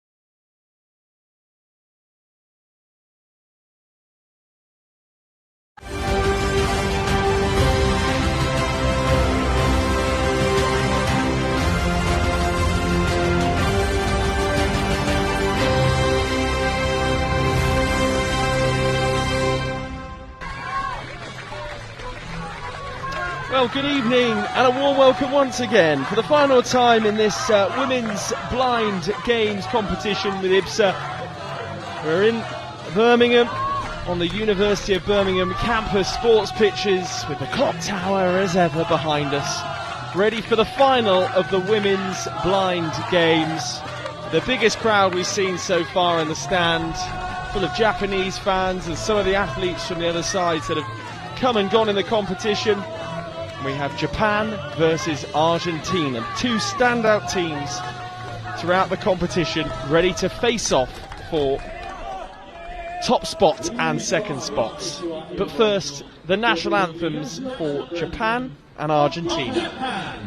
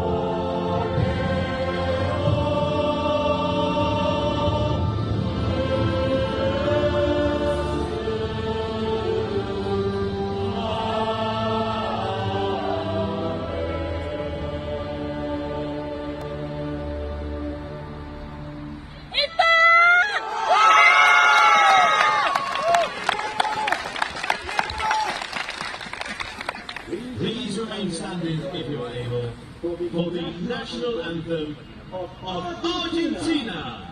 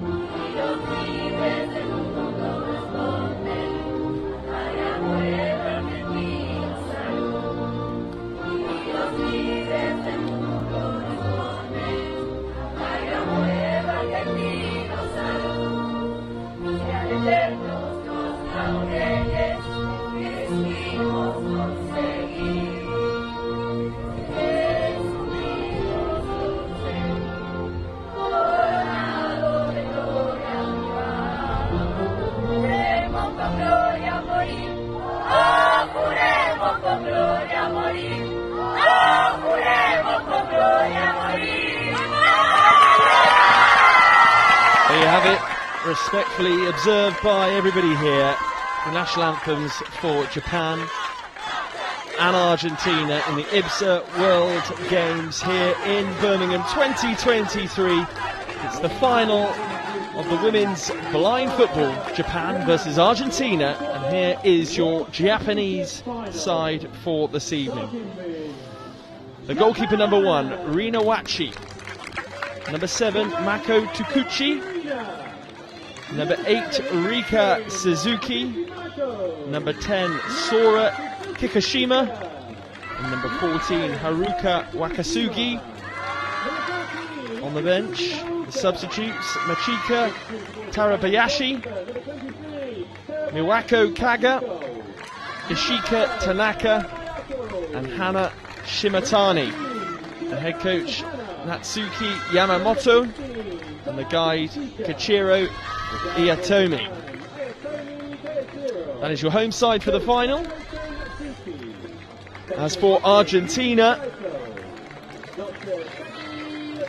well, they've had a fantastic campaign so far, and arguably are the favourites coming into this one. And here is their starting team: Michaela Segovia, Agostina Medina Paes, Gracia Souza, Johanna Aguiar, Florencia Massenzana, and then on the bench Melissa Flores, Constanza Carrizo, Melody Alvarez, Elena Quinteros, Guillermina Corrales, and then the head coach Gonzalo Abbas Achachi, and the guide Santiago Hugo. And there is your two sides going toe-to-toe this evening in this 7 o'clock kickoff for the final of the IBSA World Games Women's Blind Football. Two very passionate sides and two teams that have been in fine form throughout the group stages as well. And wherever you are watching around the world, thank you for joining us on the stream again today. In Buenos Aires, it's currently approaching 3 o'clock in the afternoon. A slightly less sociable time in Tokyo, where it's almost 3 in the morning. We hope you've enjoyed the coverage so far. Plenty of Japanese fans in the crowd in the main stand, where the players face at the moment, along with the officials that line up between them. Both flags still aloft with the two flag bearers that carried them onto the field. It makes for a fantastic occasion. We've already had one game so far this afternoon in the women's blind games, and that saw Sweden overcome India in the fourth place playoff. It means they pick up a third place medal, which is fantastic for them. Wild celebrations as well. The Indians distraught at the end of that one, but were very respectful in that contest in particular, and will go away with their heads held high. And here are the results for the day so far. We saw Turkey take on England in the first game of the day in that match F, which sees them head to Thursday for the chance to play for 15th position in the men's competition. They won 2-1 on penalties against Turkey. Then there was a walkover, a bye later in the day between Mali and Mexico. So England will face Mexico in that game on Thursday at 4:30 in the afternoon local time. And then Sweden, as you can see there, overcame India on penalties, 1-0. And then Japan versus Argentina. The scene is set now, and I hope, Dixie, we don't end up having to go to penalties almost. It'd be nice to see a free-flowing game and some goals in this one. Yeah, I'm 100% sure. I'm going to guarantee you we're going to see some goals. You've been right so far every time with these predictions. Yeah, we're going to see some goals. Both these teams got a very similar record on getting to the final. Argentina have scored 10 goals getting here, and Japan have scored 10 goals getting here as well. So, they're free scoring sides. The thing is that they score their goals in different ways. They're total opposites and quite a contrast in styles. Argentina like to play the ball round side to side, and Japan a lot more direct than Argentina. And Japan will defend in numbers. We were watching them warming up before the start of the game, and there's like 4 players in a little square, and wherever the ball is, you get the 4 players around it, so really tight onto the ball.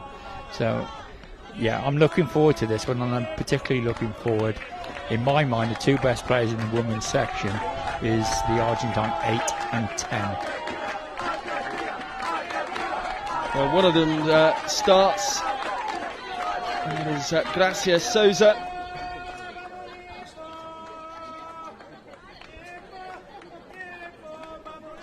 Well, the Japanese soared through the group, beat England 5-0, then Sweden 1-0, I should say, and then Morocco 4-0. It was interesting, they actually just scraped through the semi-finals against India, beating them 1-0 on penalties.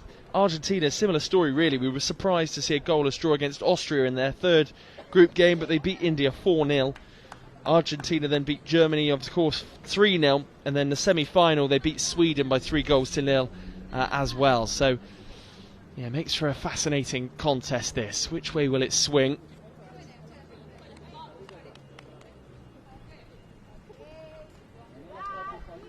Yes, as I said before, I think it's going to be Argentina for this one. But as I say, a great contrast in styles. So, it's going to be free-flowing and pretty open, I think. Well, away we go in this one. Immediately full throttle action as well.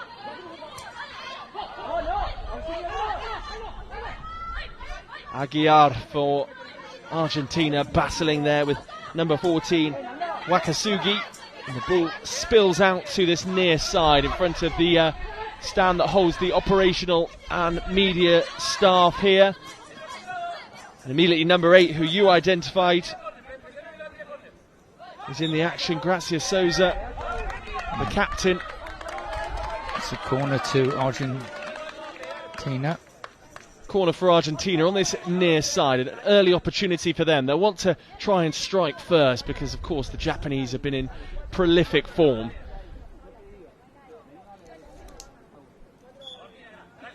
Aguiar working with Souza, but it's Aguiar that takes the ball away, checks back onto her right foot, shoots and forces a stop straight away. There's a fabulous effort on goal. Wachi, the goalkeeper, intervenes, and immediately, just as the referee takes a tumble, we can see the talent that these sides possess, and I think you're right, Dixie, we're going to see some goals. Yeah. For the Japanese, the number 10 is the one to look out for. She's got a rocket of a right foot, and if she gets in anywhere near the goal area and unleashes that, the referee's going to have to stop the game there, because the goalkeeper has thrown the ball over the halfway line without it bouncing, so that'll be free kick to the Argentines on the halfway line. Rina Wachi in the Japanese goal there, penalised. The referee just rattles the ball, so the Argentine players know where it will be positioned, and it's bang on the halfway line. Yeah, we can already see the Argentines, like the number 10's right outside on the board, on the left-hand board as we're looking at it, and the number 8's standing over the ball, and I guarantee you she'll roll it forward and switch it to that side. Japanese set up in a diamond formation, just sort of either side of the line that signals their defensive third. The referee makes sure that the Japanese are far enough away from the ball to get things going. Kikushima was the player that was slightly too close to the set piece. And Souza over the ball here, but no, she sets off to the right-hand side. Will she switch players? Dixie predicted. Souza still going. She is stopped in her tracks in the end by the number 10, Kikushima. You're not quite right this time, Dixie, but I'm sure she'll do it again next time. Yeah. Here's Souza on the ball, looking towards the final third here, the attacking third. She's so impressive, is Souza, with the ball at her feet. Kikushima, though, is the player to intervene, and she's supported by her captain, Takuchi. Back it goes, and it's found its way through to an Argentine player in number 4, Medina Agostina. She's fronted up really robustly by the number 10 for Japan, Sora Kikushima, on this near side. She's just inside the Argentine half. Referee's spotted something she doesn't like and blows the whistle. We're just over 2 minutes into this first half. Yeah, she's given a free kick to Argentina. We couldn't really see from our angle what was going on, but it's a free kick to Argentina, and it's a direct free kick, so it's gone up on the board. So that's the first one of their 4 fouls that are allowed. Off we go again. Agostina gets us underway, and it's tucked to Ali Aguiar on this near side in front of the main stand. She's right inside the Japanese half, but she's robustly challenged by Takuchi, who tries to bring the ball away and accelerate upfield, but tucks it inside to Wakasugi. Wakasugi misses her kick. Souza comes flying through, trying to penetrate that Japanese defence, but is unsuccessful. But Souza is certainly the talent in his Argentine side, and she switches play that time, but it doesn't quite have the direction for Aguiar. Yeah, she got her angles a little bit wrong there. Japan are doing really well at the moment. Souza tracking back, but it's trickled all the way through to the goalkeeper Segovia for a goal kick. She flings it forward, utilises the kickboard, deceived a few players that surround the ball. That was a poor old throw by the keeper, wasn't it? Wasn't the best, and the Japan players playing it back to her keeper on the floor. Yeah. Wakasugi consolidates and finds the goalkeeper, who immediately sends it upfield, and it's a good clearance actually in the end by Agostina. A bit of a trip there on a Japanese player, a tangle of legs. Souza gets up quickest though and moves over the halfway line. She smells blood, she senses there's goals in this game for her. There's Wakasugi, supported by her number 7, Takuchi.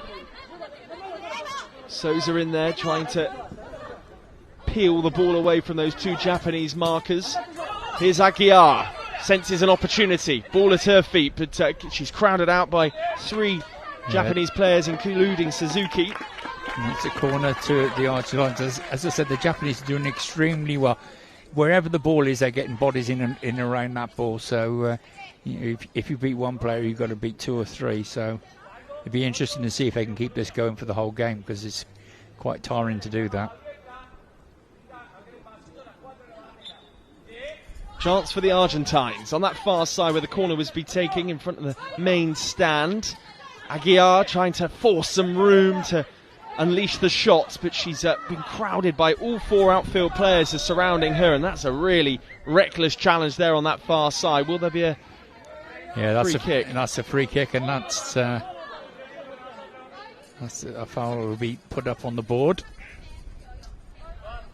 2 now. Number 2. Against the Japanese. And for those that don't know, when you get to 4, what does that involve? Right, okay, so you're allowed 4 direct free kicks per half. Any more than that, and every free kick that happens after that is an 8-metre penalty. So you don't want to really get into that situation if you can help it.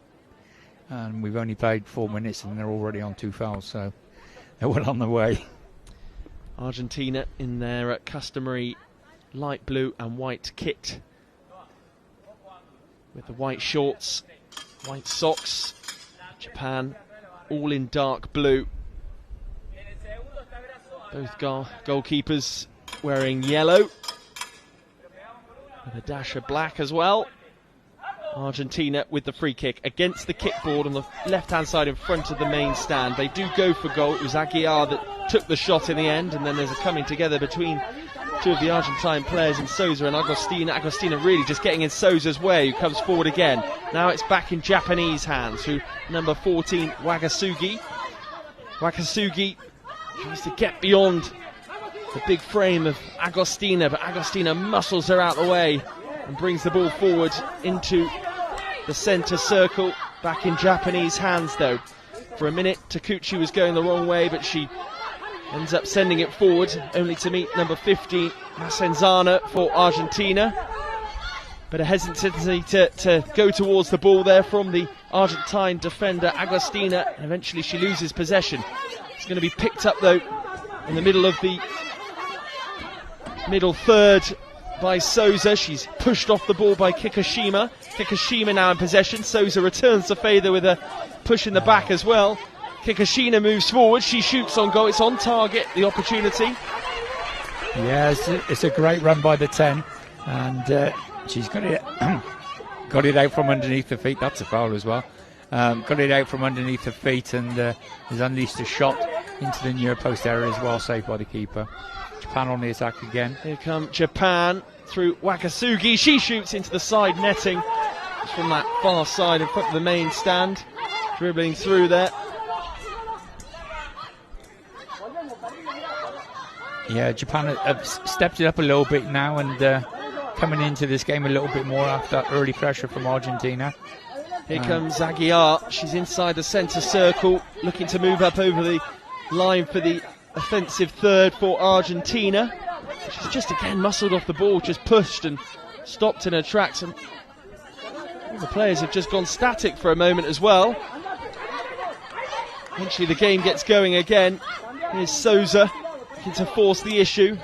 Been an energetic start to this game, but everybody just stopped for a moment and paused as though the referee's whistle had blown, but it hadn't. Aguiar looks to switch play and Souza just watches the ball trickle past her, and again we've got this moment where it's all static and nobody knows where the ball is. Go and touch it, referee. Oh, we're going again. Takuchi sends the ball forward, looking for an option on that far left-hand side in front of the coaching staff. It's picked up by the 15, Macenzana, who sends it long, looking for that outlet in Aguiar. Now it's with the 7, Takuchi, the captain, inside her own defensive third, in front of the main stand, near the kickboard. She dribbles inside, moves into the centre circle, past another challenger in Souza. These two are pretty evenly matched, these sides, both with attacking threat. Argentina probably looking the more likely offensively so far. Here's Souza, moves past a couple of tacklers, looks left as though she needs an option. Aguiar isn't one of them. She's still in possession here, Souza. Switches back in the other direction, needs support from her colleague Agostina, who does pick up the ball bang on the line for their defensive third and pokes it through, but only finds the 7 in Takuchi, the captain. Japan now on the attack, and it's with their 10, Kikishima. Here she goes again, Kikishima up towards the edge of the D. She's got support, she shoots from range, and it's well wide in the end. And that sails past the post. Yeah, Japan really coming strongly into this game now. The 8 and 10 for Argentina really haven't got going as yet, and I think that's mainly down to the way the Japanese are defending. They're not giving them any time at all on the ball. Aguiar twist and turning, could be through on goal here, but for the final tackler in the number 8, Suzuki there, and then almost puts into her own net, but for the goalkeeper Wachi, who then spots the 10, but for Japan, Kikishima out on that near side. Here she goes, muscles Souza off the ball, dribbles past 2 players, and then is robustly tackled. She's still got the ball at her feet here though, the 10, Suzuki. She tries a shot from some distance, and for a minute I thought that was going to go out for a goal kick, but it's just stopped bang on the goal line. And now Agostina will look to bring the ball away, but she's stopped by Kikishima, that still thinks there's an opportunity deep inside Argentina territory. Again, we have this sort of stalemate situation where the ball is pinned against the kickboard by the Japanese player Kikishima. It's kicked back to the 14, Wagasugi. She takes the ball into her own half. Needs some communication from the guides, but eventually turns back and is facing the correct way towards the Argentine goal. Wakasugi plays it to Takuchi. Takuchi moves over the final third line. Here she is again, on her right foot. For a moment I thought she might pull the trigger, she doesn't. Now the referee looks to get out of the way of the ball as it's sent back into Japanese territory. For a while we hadn't had a stoppage, and finally we get one, Dixie, with just over 5.5 minutes left on the clock. Yeah, so we've got a corner to Argentina. Yeah, as I said, the Japanese are doing really well on the keeping the 8 and 10 of Argentina quiet. They're getting it out to them really, really fast and not giving them a split second on the ball. And it's they are the 2 that are the main threat for Argentina. So obviously the coaches had a look at them earlier part of the week and thought, right, if we can keep these 2 quiet, we stand a chance of creating something ourselves. And the Argentine camera away. Big collision in the corner. Wagasugi rushed across to make the challenge up against Aguiar and Souza. Aguiar's getting a rough ride there against the kickboard as she tries to get the ball out of her feet. She's being thwarted by Takashuki. Here is Souza looking to peel her way through and beyond the Japanese defence, who come together, 3 of them, and ended up on the floor. It was a big opportunity for Souza as it opened up, and now she's on the kickboard up on the far side next to the main stand. Bang on the line for the attacking third, and it's just squirted out and gone further upfield, and it's picked up in the middle of the park by the 4 for Argentina, Agostina. That was a fine tackle by number 4, wasn't it? She's put some weight behind that, and Japan still pressing forward at the moment, down in the bottom corner there. Masanzana on the ball, trying to just slowly take Argentina further upfield. She's got a tough fight on her hands in the form of Kikishima. She's tucked inside her defensive third is Masanzina. Will be receiving some instructions from the bench. Kikishima won't let her go anywhere for the moment, but she cleverly brings the ball back inside, and it's spilled out to Takuchi in the middle third. Just moves back over the halfway line into Japanese territory. The Argentines come across. Souza looking to nibble at the heels of Wagasugi. sent upfield and missed completely by the number 10, Sora Kikashima.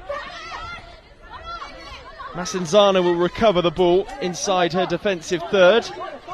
Kicks it upfield, up towards Souza. Souza will break now into the attacking third for Argentina. She's one-on-one, one defender to beat Suzuki, and Japanese players now track back and gets goal side. And the call has come from that right-hand side, and Souza arrives on the scene. Lovely bit of close control from her. She looked to play it back into a 1-2 to Aguiar. It spills all the way through. Opportunity for the Argentine forward. The referee unhappy with something. Yeah, she's given a foul against Argentina. And we've got a timeout coming with that. She definitely gave a foul against Argentina. Not entirely sure what for, but there is a timeout, and 3 minutes and 22 seconds are left on the clock.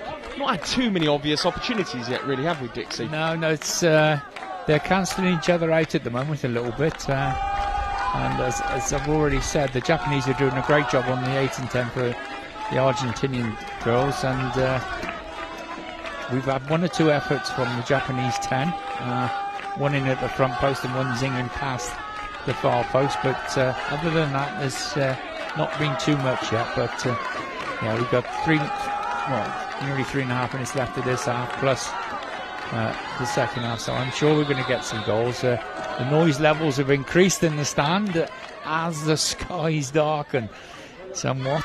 It looks like we might have a drop of rain. Hopefully it holds a little bit longer. Can you just give us another half an hour, 45 minutes would be fantastic. Yeah, the Japanese fans are in fine voice in the stand. I think there's a few students from the University of Birmingham as well, maybe just joining in, trying to translate. Thank you, as I say, for those of you that are joining us today for this big fixture, the final of the IBSA Women's Blind Football World Games here in Birmingham. Yeah, so we're going to have a restart in the Japanese penalty area with a free kick. I think we're all ready to go. Huge space in front of the Japanese to run into. The Argentines have all retreated to their own half. The ball forward really looks as though it could be wasteful in the end. Souza does miss it, but she retreats and picks the ball back up. She's has her shirt grabbed initially, actually, by Kikashima. Kikashima still going here on the edge of the box and fires into the roof of the nets. And that was a truly fabulous goal. The guide comes running onto the pitch to celebrate. I was about to ask the question of you, Dixie, as to whether that was maybe a foul there on Souza as she sort of pulled her back to retrieve possession, but make no mistake, that is a fabulous finish. Yeah, you can't take anything away from the finish. She's absolutely drilled it into the top right-hand corner. Keeper's got no chance at all. That is a fabulous hit by the 10. Absolute fabulous. That all happened in the space of 20 seconds or so since the restart. The referee's just trotted across to have a chat with one on the halfway line.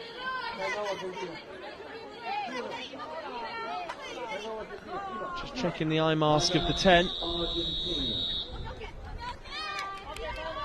Yeah, Argentines have called a timeout.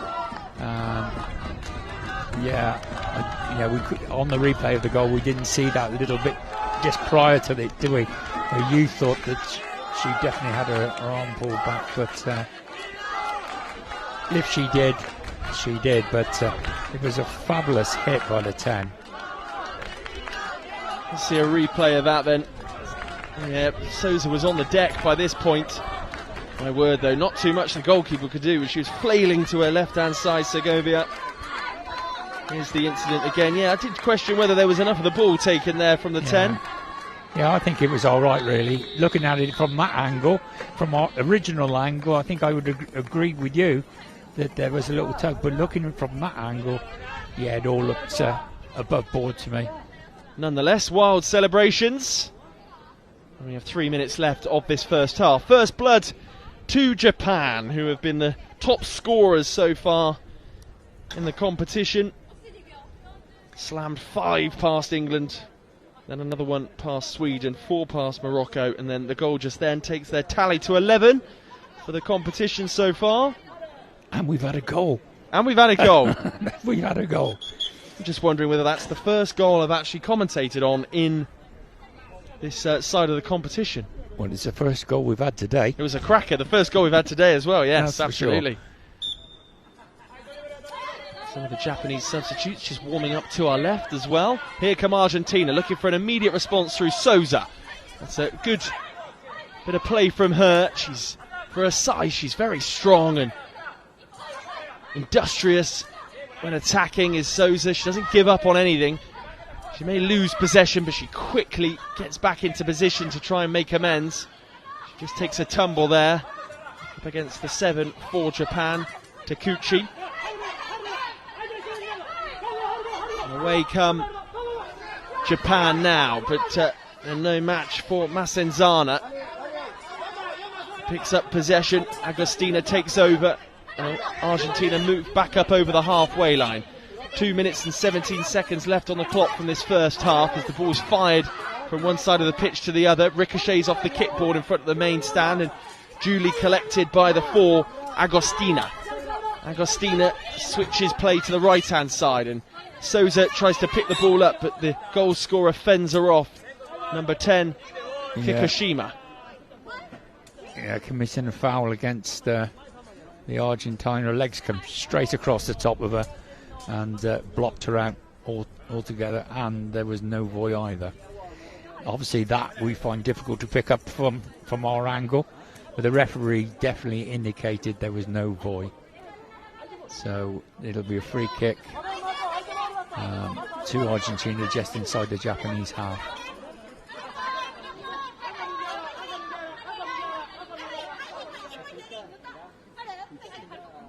But just thinking about that goal again, did she rifle it in there? That is one hit. We did say before the start she had a lovely right foot, and I think everyone saw it then. It was fabulous. Can Argentina respond before the break? There's an opportunity for Aguiar. It was just looped into her path by Souza. And will that looping pass there be a message from the guide in the middle third, Dixie? Yes, he's probably said to him, look, get free kicks from that sort of area, get the ball in the air, and like if his team are aware of that's going to happen, obviously when the ball's in the air it doesn't make any noise, so the Japanese haven't got a clue where it is. But his girls know where it is and, know what they're doing. And they know it's going to come through the air, so they're a bit more alert. So it's quite a useful tool in the army with the attacking side. Argentina not done yet. Here's Souza moving up towards the goal line. She keeps the ball in play, but it's only allowed Japan to break here through their captain, Takuchi. They're stopped in their tracks though by Aguiar, who's then pushed further wide up towards the kickboard on that far side. There's a lot of kicking and shoving going on at the moment from the Japanese defenders. Aguiar sends the ball goal bound, but it'll find its way all the way through for a goal clearance. Plenty of action in this one. Taken quickly, the goal clearance is good. It bounces before the halfway line. Here's the goal scorer for Japan now in Kikushima. She falls to the ground. Masenzana is the player that is keeping her at bay. Two of them very strong in stature. 22 seconds left. The referee comes over to check that both Souza and Wakazuki aren't doing anything they shouldn't be as they have the ball pinned up against the board. The referee was just asking them to move it. You cannot keep the ball still. If the ball's stationary for more than 4 seconds, that's an indirect free kick. So, but I think both of them had their feet on the ball. No, she's given it against the Japanese. So it must have been the Japanese players had the ball between her legs, and she's keeping it deadly still. So 4 seconds. She warned them. She come up to them. She get it moving, and they kept it still. And so we're going to have a free kick to the Argentinians just outside the attacking third. Well, the message here from the guide might just be to go straight for goal because you've got 11 seconds on the board. This will be the last play of the half. They're going to have to be quick, aren't they? 11 seconds. Can't run it, really. Don't know. Off goes There Souza. she goes. Firing forwards. Could make it all the way through here, Souza. She was through on goal. Wonder whether there was a trip for a second. The ball is left play. Will be a goal clearance for Japan. It looks as though Souza's injured herself as well. The guide's going mental behind the goal. He thinks there's a foul on Souza there. And he was not happy. Be interesting to see which direction he goes in now. No, he's not going to say anything to the referees. Oh, he is saying something to the referees. He's just told his goalkeeper just to go and focus on the team talk, but he's having a right moan at the referees, the Argentine guide. There were lots to unpack in that first half, Dixie. It's been action-packed, but first blood to Japan. We'll see a replay, I'm sure, of the goal here, but here's an early opportunity for Aguiar. Yeah, she's turned well back on herself. A little bit of space. It's unleashed a shot from a difficult angle. Then we got the Japanese goal. Oh, pick that one out.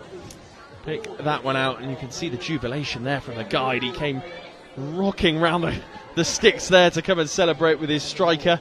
Well, the goalkeeper was left failing, I think is the terminology. He certainly was, yeah, absolutely. Well, those were the main talking points in the first half. Maybe a shout for a penalty at the end for Argentina. Certainly the guy behind the goal thought so.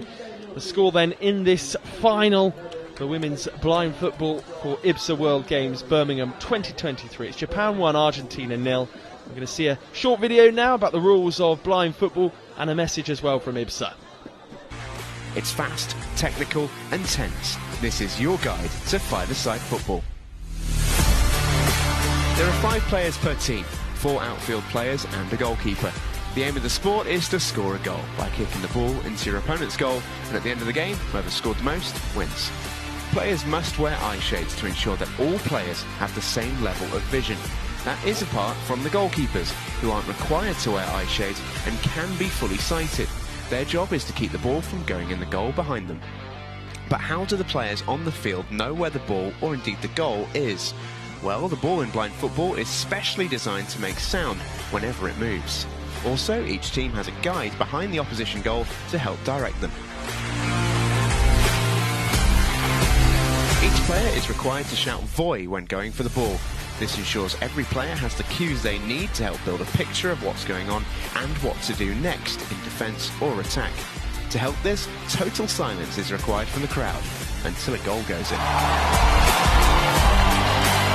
Voy is Spanish for go, and it was the Spanish who are credited with originally developing blind football in the 1920s.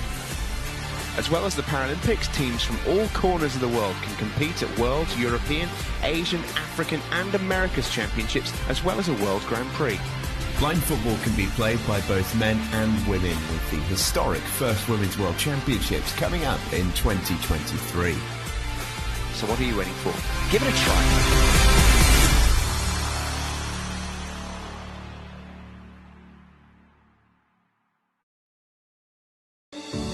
IBSA, International Blind Sports Federation, presents, with the support of the International Paralympic Committee, IBSA Anti-Doping App, the first application of its kind in the Paralympic movement, specifically designed for blind and visually impaired people. Athletes, coaches, medical staff, managers, and the public in general now have a powerful tool to stay focused on the principles of clean sport. Scrolling down the main menu, you can find all the important themes you need to know to play fair and be alert to testing procedures and necessary adaptations for athletes with visual impairments. IBSA gives top priority to anti-doping control, being the only international federation with 3 sports in the Paralympic family: goalball, football, and judo. IBSA Anti-Doping App has external links, namely to WADA, where our sport agents can always find the most updated information, especially the list of prohibited substances and methods. Glory in sport can only be achieved by the athlete's awareness of their rights and responsibilities. You can find them on the IBSA Anti-Doping App.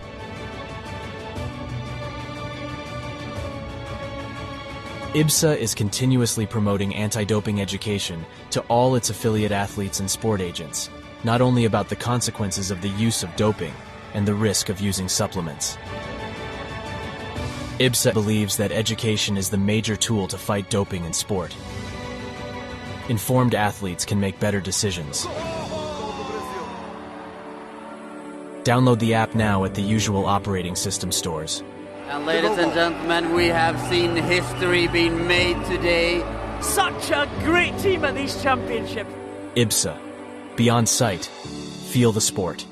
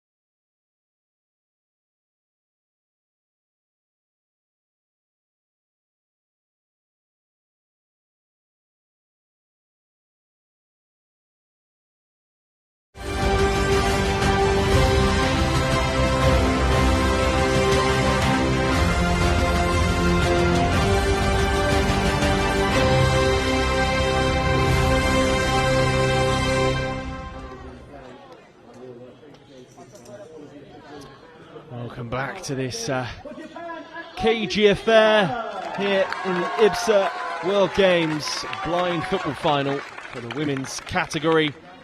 A narrow advantage for the Japanese after the first half.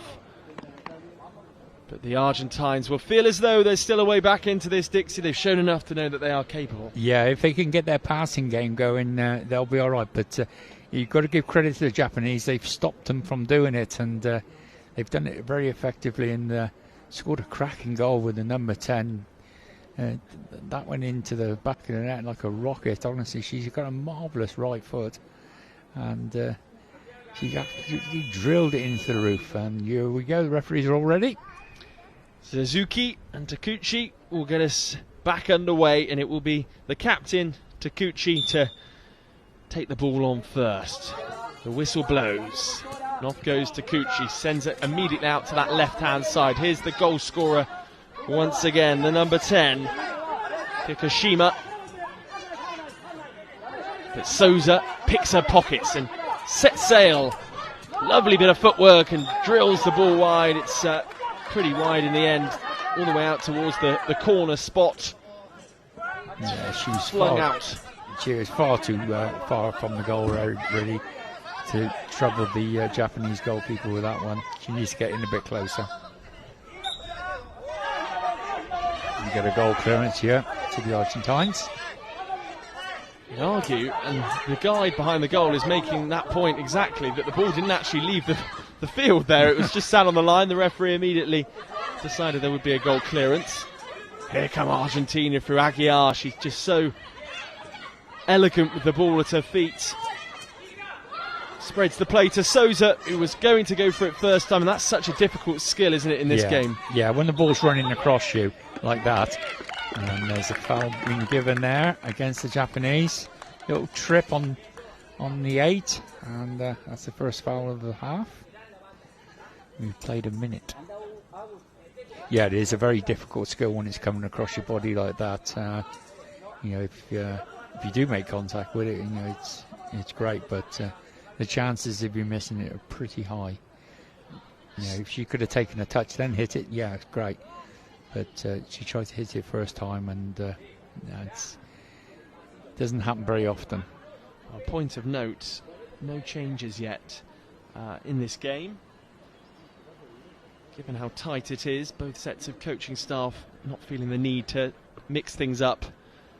Yeah, they obviously think they got their strongest 5, both of them, on the pitch at the same time, so they'll keep them on there as long as they can. If anyone starts getting a little bit tired, they'll drag them off, but they want to keep them on there. Rina Wachi organises her 3-person wall. Agostina is ready to lay off this free kick for Souza. Aguiar waits patiently on the D near the far post, or just in front of the far post, on the edge of the D, attacking the Japanese goal. Off they go. Souza shoots from distance and it hits the side netting, but it will be a corner. Yeah.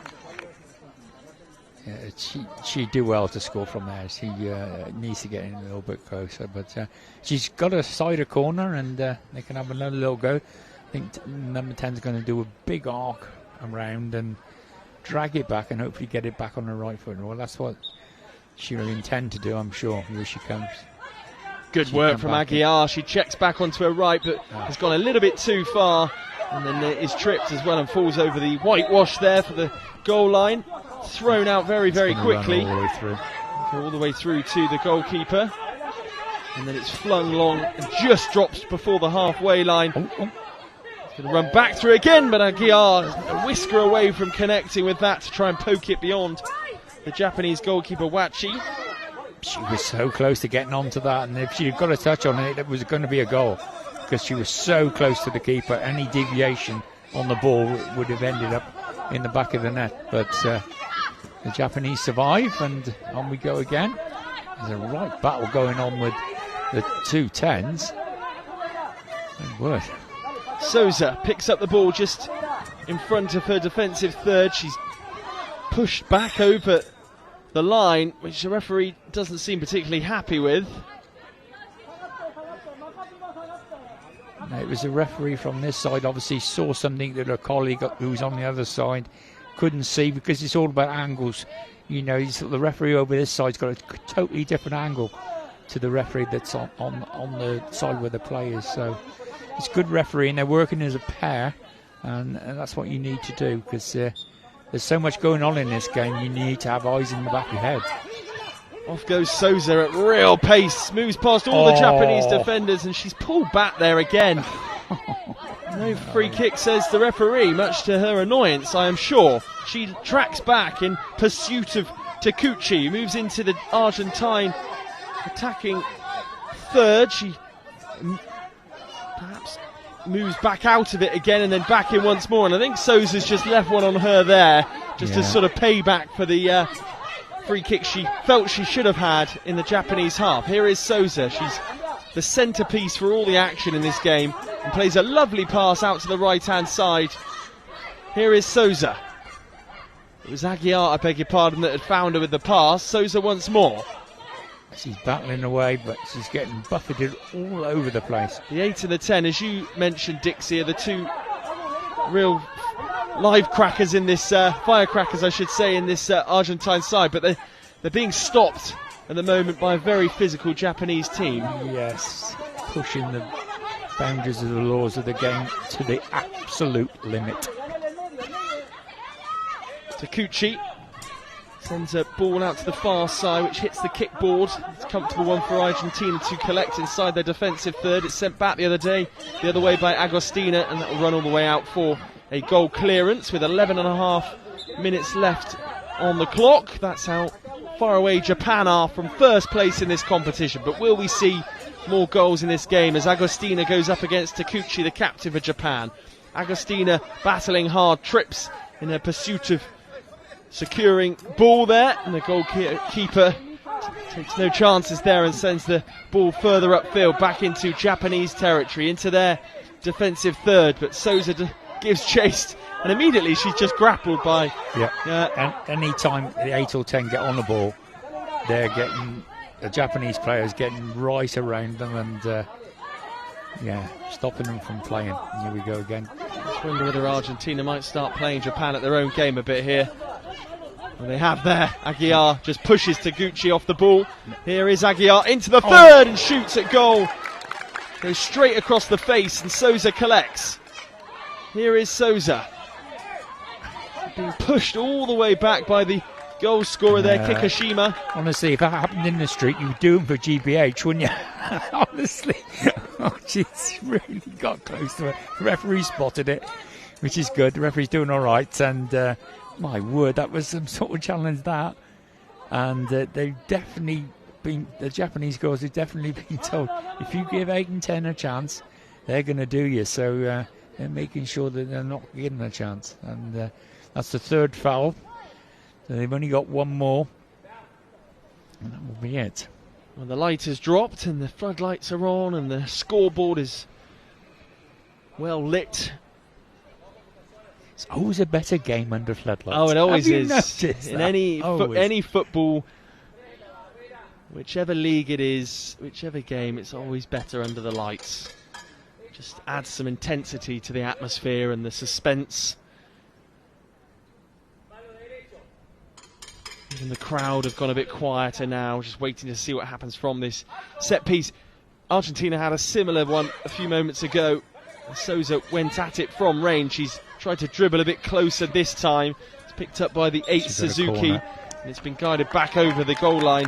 But it's been all Argentina really in this second half. Japan, well, I'd say they're struggling to contain them. They're containing them by basically rugby tackling them every time Argentina are on the ball. Yeah, well, they're certainly roughing them up a little bit, and but they got their goal, Japan, haven't they? So they're going to defend it with their lives, like, and that's what they're doing. So here we go, we're away.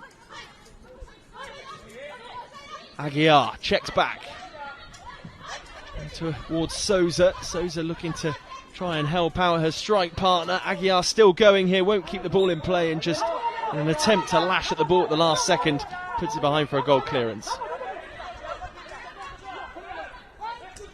Japan keepers play it short for once. Picked back up by Aguiar. Still going Aguiar, but again she's just roughed up off the ball by the 14 Wakasugi. And the Japanese has been warned about keeping the ball still. She got it moving now.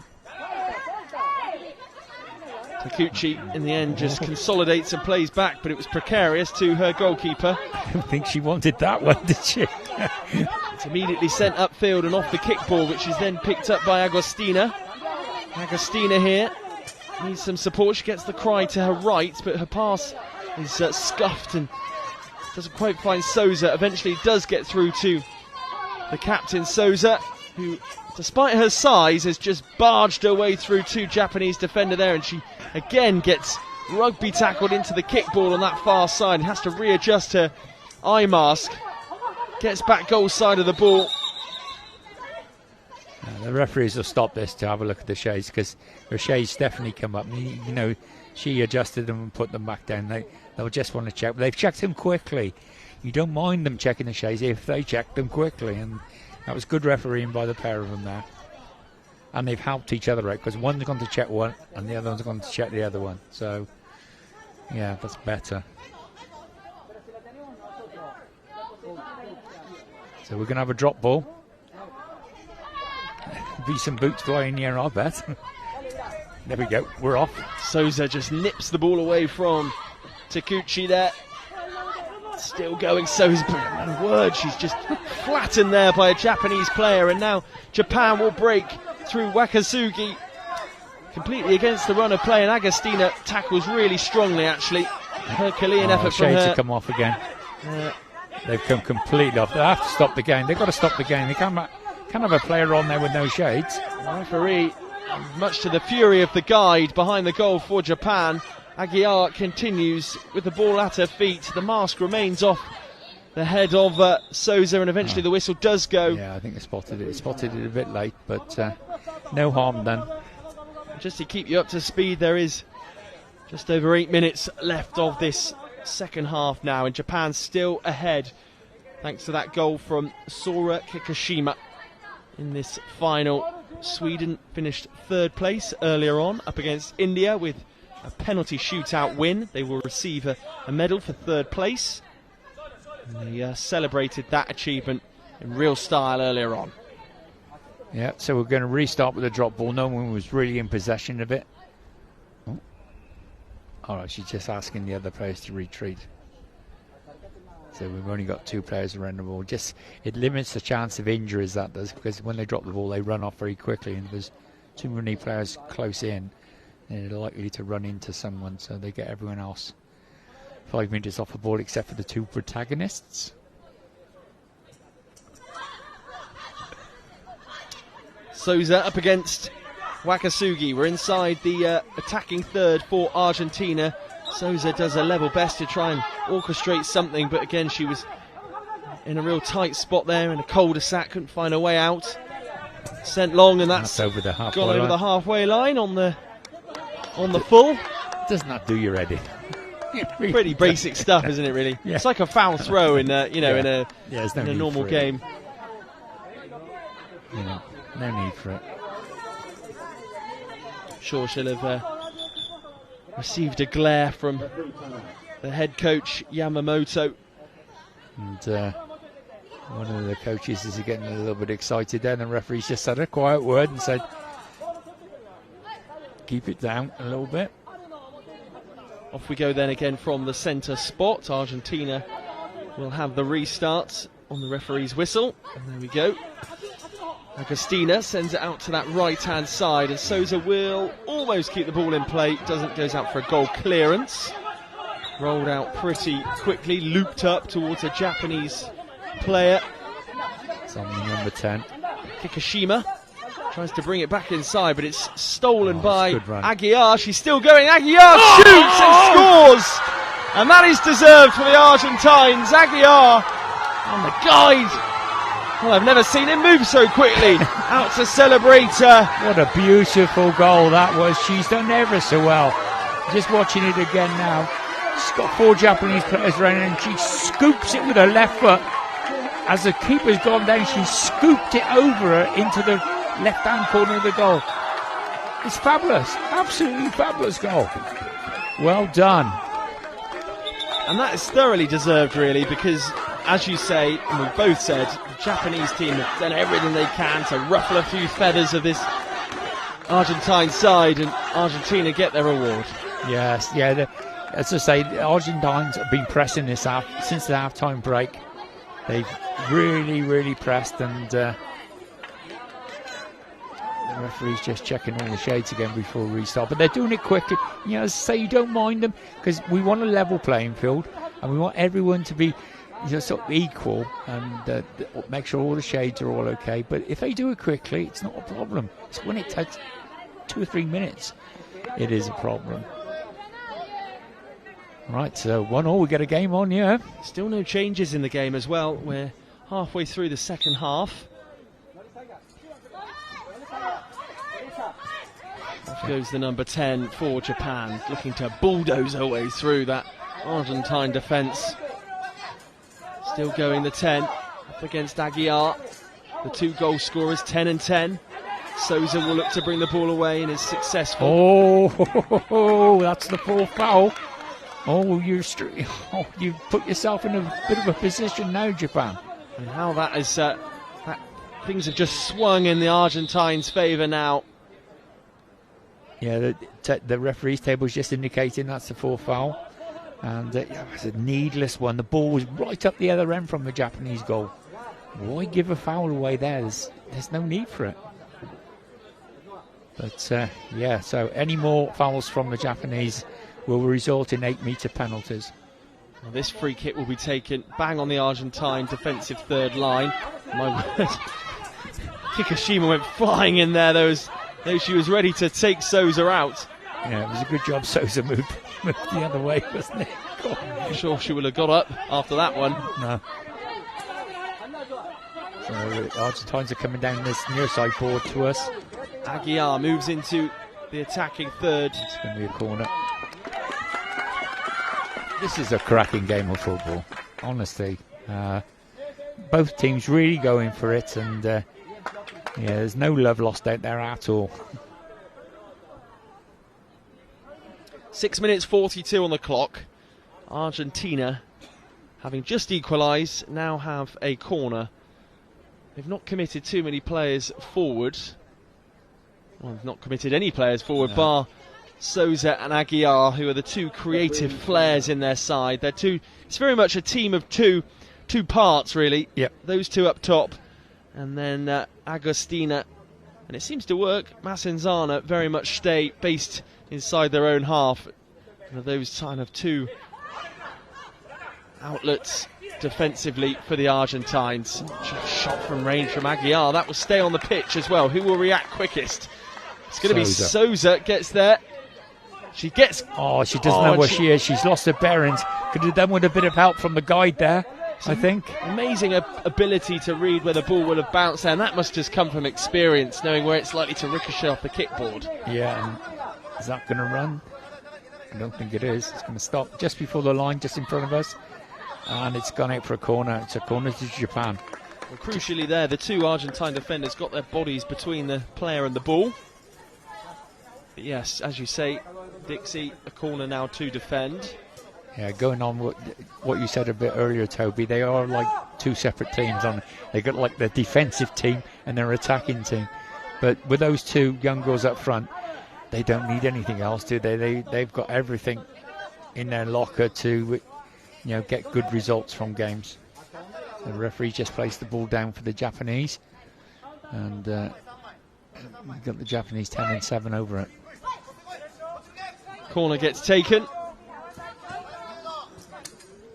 Aguiar just tries to wait for a moment for the ball to spill out, and the Japanese attack is thwarted. Argentina will look to come away here. Aguiar tries to get her bearings. Now the number 14, Wakasugi. Still with Wakasugi on the edge of the D. Argentina's D. She's very much isolated though. It spills out to Takuchi, the captain. Japan looking a bit more threatening now. It's well tackled, as you say, by Massenzana. Right on the line for the attacking third for Japan. And here comes Souza. Here comes Souza. Can she get beyond the defender? She just manages to leave her foot behind to claw the ball away from the 14, Wakasugi. Upfield it goes. Will this tie be settled on penalties then, as a no-nonsense clearance is done there by Suzuki, and we'll have a corner for Argentina. Just over 5 minutes remaining. This is a good game, this is. I'm enjoying this. Really could go either way. The two main protagonists in this Argentine side then, 8 and 10. Souza and Aguiar. She scuffed it a bit. Doesn't come off that time. There's a timeout. Well, a timeout at a crucial moment, just as the clock strikes 5 minutes remaining. And well, Argentina really seem the more buoyed at the moment by that equaliser, and it was a deserved equaliser. You want to see the game played in the right sort of way, and it feels like Argentina are going about it a bit better than Japan. They try to play football, don't they? Yeah, and look, the first half it wasn't working for them, but they've kept at it and they've kept working hard and trying to create angles from one another, and at last it's starting to work for them. And it's probably because the Japanese girls are doing a lot of work to stop them from playing. We've already said there's been no subs, so they're probably getting a little bit tired, and as they get tired, the gaps open up, and your good players, your quality players, then can exploit those areas. And the two girls up front for Argentina are class acts, I tell you. Certainly in women's, in the female game. And a word for the coaches as well, Dixie. They put so much time and dedication into improving these players, and the passion sometimes spills over a touch in these big games, but you can see how much it means to them as well as the players. Oh, exactly. They're fully invested in it, and like we've seen more cards to the coaches and the staff than we have seen to the players this week. So that's a good indication they're invested in it, isn't it? We've had a physio sent off for Italy, and we've had guides booked behind the goal, and coaches booked on the halfway line. Yeah, and very few actual bookings on the pitch. Well, we're back underway and into the final 5 minutes as the ball is sent upfield by the Japanese goalkeeper. Masanzina, though, gets her body goal side of the ball just to shield her own goal, but it's now back with the Japanese through their danger player, number 10, Kikushima. But the Argentines continue to battle hard, and Japan just try to force their way through here with all their might. That's a corner. It's come off the Argentine leg as it's gone through.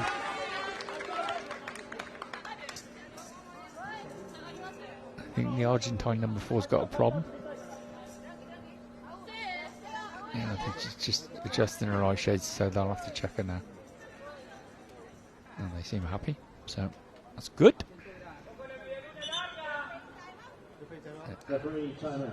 She wants to tie her shoelaces up.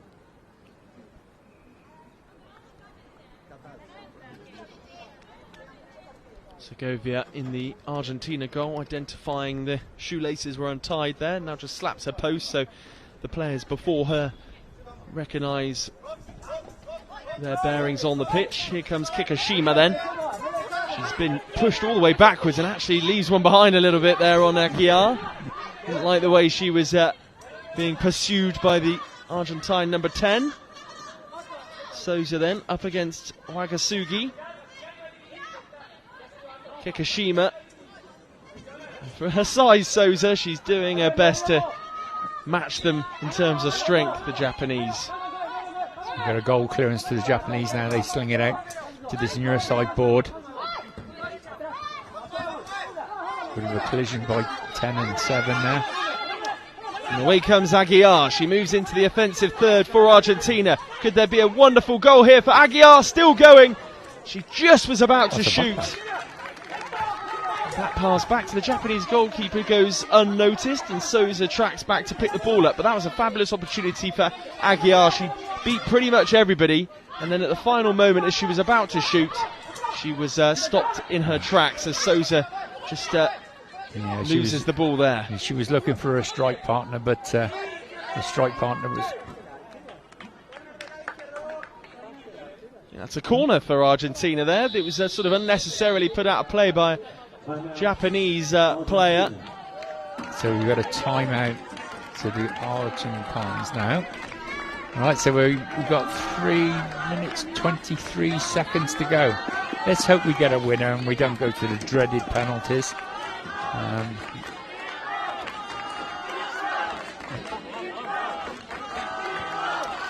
Let's take another look then at the equalising goal. Oh, that's the opener from the Japanese number 10. Yeah. It gets better every time you see it, doesn't it? Oh.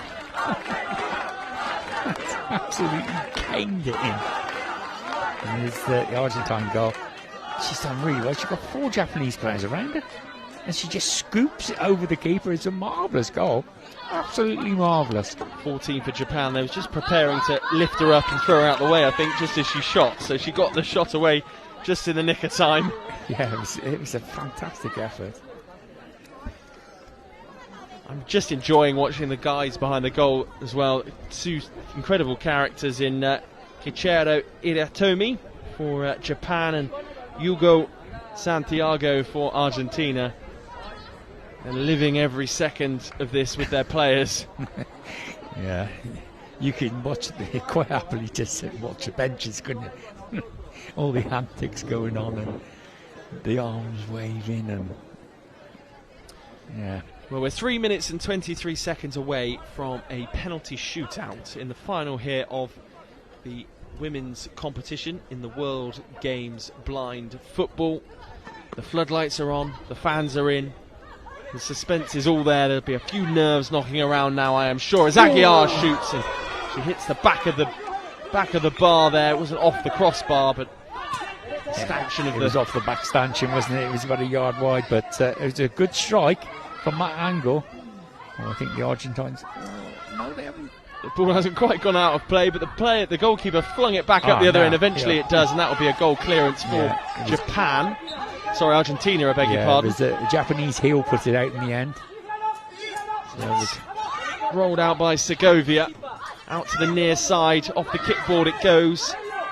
Picked up by Taguchi, the captain for Japan. She runs into the D, she shoots, and it's just narrowly wide of the near post.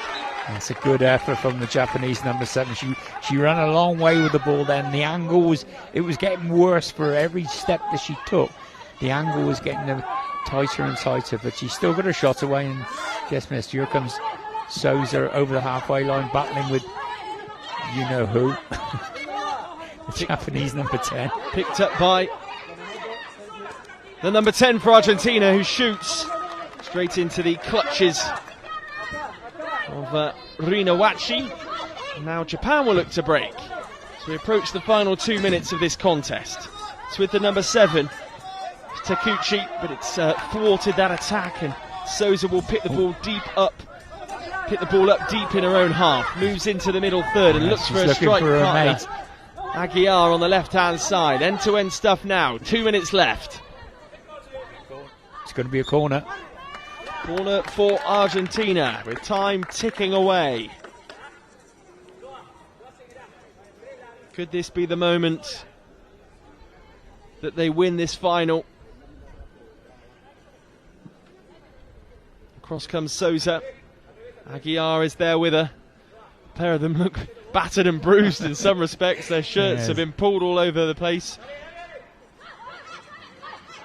Yeah, it's a good job they haven't got a game tomorrow, isn't it? Absolutely. Here's Aguiar. Looking for a way through. She's bundled to the floor. Met by a brick wall. So, what's happening here?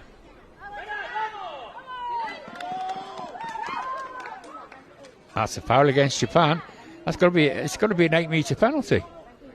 Yeah. The German referee on the far side saw a foul, let them go on with the advantage. No advantage occurred, and she's pulled it back, and that will be an Argentine 8-metre penalty because they'd already had 4 fouls under their belt. So she's spot on right. This is in this game. Aguiar will be the player to take it. So the Japanese players can't go back in there. They'll have to get out. What's the desired technique here for this for me, it's one giant step back and just put your toe on the ball. Just hit it with your toe. If they do a run-up, when I say a run-up, I mean take 2 or 3 paces back, that's fraught with danger because there's so many variables that could go wrong. But if she plants her left foot alongside the ball, gets a decent angle on it with the guide, that's what I would be suggesting. But these 2 girls from Argentina, they're a free spirit, aren't they? So she's going to probably do something completely different. Well, here we go. Massive moment in the final here. Rina Wachi is poised. Aguiar is ready to make herself a hero, scorer of the equaliser. The fabulous effort. She's been up against it today, against players much bigger in stature.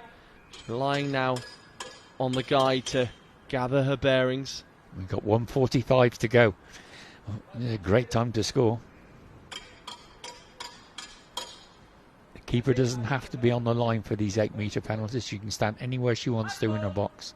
Pressure on her young shoulders. Aguiar, she puts her foot through it, and it's stuck over the line. It's gone in. She scored, and the guide, I love the guide in these situations. He goes berserk. The Argentines have scored with just 1 minute and 45 seconds left on the clock. It was a fabulous effort from Aguiar. You've got to be feeling for the Japanese keeper, haven't you? Oh, Feders, it was a great free kick. And she smashed it against the post, and it's come back and it's hit the keeper's heel and gone in. It was coming back into the field of play. The keeper's dived, and on the way back down, it's hit her heel and gone in. Unbelievable. That's the angle. It's so unlucky. Yeah. Well, fun and games. From a Japanese perspective, it's heartbreak, and they've got 1:45 now just to go full throttle at this Argentine side and see if they can bag an equaliser. But my word, thanks to Aguiar, the Argentines have turned this game around. She is a star, isn't she? A real star of the game. That was a fabulous free kick from 8 metres. Absolutely fabulous. But she did what I hoped that she would do. She took 1 step back and toe poked it and got a lot of power through it. And so we've got, 1:45 to go. Those silly fouls they were committing earlier in the half now, it's come back to bite them, hasn't it? Absolutely. And 2 of them stand over this restart then. And all of the Japanese players immediately surge forward at once. They made a substitution in amongst all of that. Shimatani is on. Fresh legs late on in this encounter.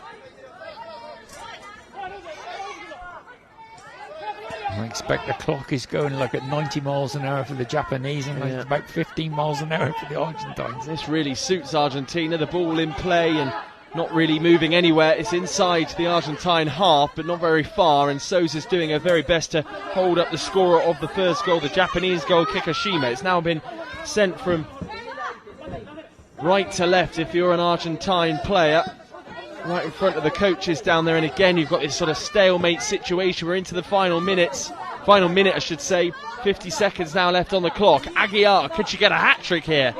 She pokes the ball into the offensive third for Argentina. Time is ticking away here. 40 seconds now. It's played back, and that will be an Argentina corner. She's played it out. 38 seconds remaining. And the 13 for Japan will remain right up the field. Shimatani, who's just come on to play, and as ever, the 2 Argentine defenders stay back. It's their tactic, it's their strategy. Yeah. And it doesn't matter what time it is in the game. Sousa and Aguiar stick to the corner down there. I wonder whether they'll just do a bit of time waste, not time wasting, but killing the clock. Kill the clock, yeah, that's what we were looking for. Yeah. 38 seconds left, and off go Argentina, and they're going to do just that. Aguiar keeps the ball in the corner, and it's really clever footwork back and forth from her. She's got to keep the ball moving, though, of course. Wakasugi is trying to... We're down to 20 seconds already. prod the ball away from her. She's How doing long a has she been fabulous in job. that corner? Still going, 16 seconds, 15. She's the It's hero gone for out. the 2 goals. She will have to get back quickly now and defend, and it's launched up long and just inside the Japanese half does the ball bounce, and now it's one of the defenders' turns 5 seconds. It's gone. to do it, and that is going to be it in the final of the World Games. Argentina look what it are means to your them. winners, and they go wild, and rightly so. What a victory. They've been superb throughout the contest. Look at the guide. Look at the guide. The guide, he can't believe it. He's going to go across now and hug the referee, I should think. He's probably apologising for the discussion he had with him earlier on. But my word, what a win for Argentina. I'm sure the Japanese will be inconsolable, but it's so deserved as well. So much talent that they possess in their ranks. And the first final of the World Games goes to Argentina, and what a brilliant result. Yeah, to me, I've said it. I'd never seen them play before we come here this week, and the first time I saw them play, I thought, my word, what a sight, and what worthy champions they'll be. And I didn't see anything through the rest of the week to make me change my mind. They're a fine side, and fair dues to the Japanese. The Japanese have made a great game of it. They have really made a great game of this final, and scoring first was probably for as a spectacle was probably the best thing that could have happened. And the Japanese are bowing to the crowd and being very respectful, and and then the 2 teams are getting together. And we've seen this every time happening in the ladies. Once in such a wonderful way as well, Argentina.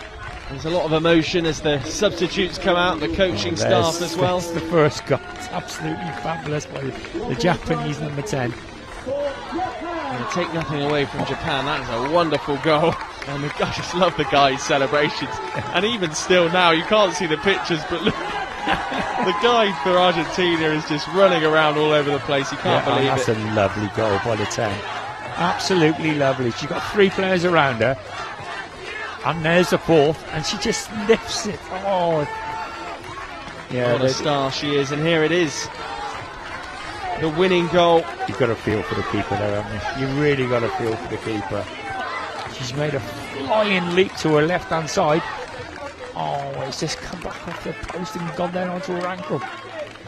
But both teams getting a rousing applause from this crowd, and it's been a marvellous final, and it's been great entertainment, and the people in the crowd appreciate that, and giving both sets of both teams a huge round of applause for all their efforts. Lots of tears and lots of respect as well between the two sides. Lots of hugs out there, the coaching staff coming together and acknowledging just how much of an impressive, one substitution as well, and that came for Japan late on in the game. It just showed how sort of tight and cagey it was, and I guess both sets of coaching staff probably too scared to make the sort of wrong decision as the game drew on. It was going to be the first to blink, wasn't it? Obviously the coaches, they know their players much better than what we do, and that was their strongest 5s, and they were going to stick with it, come high or high, whatever the saying is. Get me words all muggled up now. So excited about that, but it was just a great game of football. There was so much in it, and the contrasting styles were just so different from anything else that we've seen here. And there's the coach with the number 8. He's picked her up like a rag doll. Put her down. Oh, that's great, isn't it? Absolutely fabulous. We're preparing now for the awarding of the medals. As the organisers here come out with a big board that shows first, second and third. We'll get ready for the presentation as well.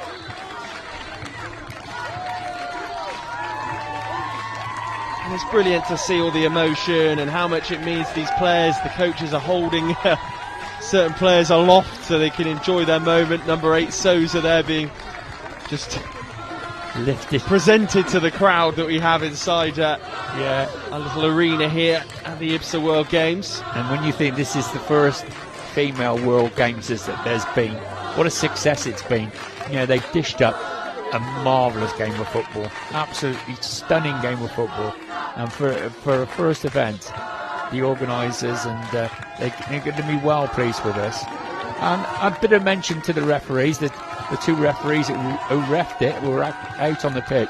They did a great job, absolutely fabulous job, and they kept, when they could, they kept it going. And occasionally, you know, there was one or two that we thought, well, we could have given that, but they didn't. And they've done they've played their part as well. So good on them. So they certainly have. And there's a message, I think, down the camera there from the Argentine coach. 4 o'clock over in Buenos Aires at the moment. There'll be a few, I'm sure, up in the afternoon. Just come away from the sun just to enjoy. Oh, it's the Argentine winter. You don't want to go out in the Argentine winter, I tell you. I play football down there in January. Well, it's in our summer, but our winter, and it's pretty damn cold. Well, we're just preparing for the medal ceremony. As we say, we've got a full roster of fixtures tomorrow as well. The quarterfinals, the men's blind football 2, which we're looking forward to. There's going to be some cracking encounters in that game. I've got a name for it tomorrow. Can I tell you the name for it tomorrow? Of course, yeah, absolutely. Super Tuesday. Super Tuesday. Forget Super Saturday back at London 2012. Oh, Super Tuesday. This is where you want to be. The quarter-final lineup for the men's tomorrow is going to be class. 8:30 the first game, and then a quarter-final every 2 hours after that. It is definitely a Super Tuesday. Absolutely. A lot of love in the air, lots of big hugs going around between all the coaching staff and the players. Just getting ready now for the medal celebration. Could be a while. Sweden, I'm not sure whether Sweden are here. I've not spotted them as yet. They should be here to collect their 3rd place medal. I'm sure they are here somewhere as another ambulance goes racing by. They'll be here somewhere to collect their medals. Do you think the Argentine guide has gone down there? I'm not sure he has. I thought he was going to have a heart attack Wednesday. It's a good job there's paramedics here. The heart rate on his Apple Watch. Some of these coaching staff have been sharing such a long embrace near us. All the referees from the women's side of the competition having their photographs taken and little mementos and stuff like that. It's nice. And just to explain to us as well, so the athletes as well, for those that maybe have just tuned in for the final, they're based relatively close to here.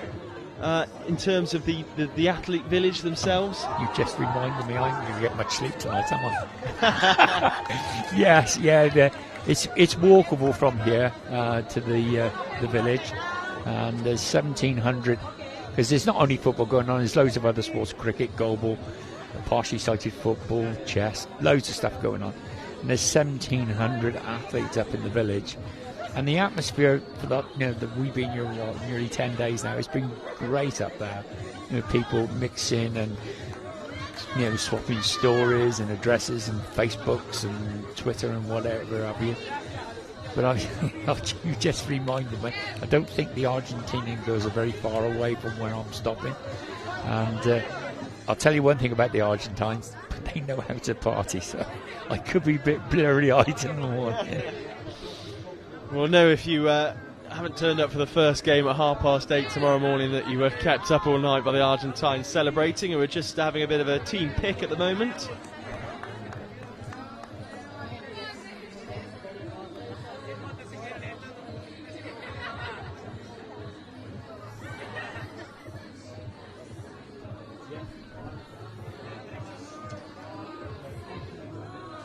Of course, so much planning and preparation goes in for those sides that are much further afield as well, Dixie. It's a big old trip, and these coaching staff, as I say, commit such a large portion of their life to getting them up to a certain standard and improving them as well. Of course, but this is the reward they get, isn't it? On a night like this, look at them all the staff, all the players, all doing it. I don't know what they're doing. Big jig round Bit of a victory lap, I think, as well. Goalkeepers leading them off on the way, making sure they're all safe, and the volunteers are clapping them. And who's in the middle of it all? The guide. Of course he is. And he's still got his stick as well. They're coming down to us now, going to take us out. Yeah, he's still got his stick in his hands. He ain't done that good, either. Well, I tell you what, it's been a successful time for Argentina, isn't it, on the footballing front? Oh, yes, because the men are doing well as well. Men look all right. Yeah. They look decent. Messi led them to World Cup glory as well, of course. Yeah, true. Nice if they gave the rest of us a chance at some point. Yeah. Damn South Americans, that's the trophy they're taking back there. And they're back on the ground there, looking very emotional. Some of these Argentina players, still no sign of Sweden or Japan re-emerging to collect their medals. They must be up there. Sweden must be up there somewhere. There's a melee of people. Oh, yours? No, that's not Sweden. That's Austria. Well, they didn't win a medal, did they?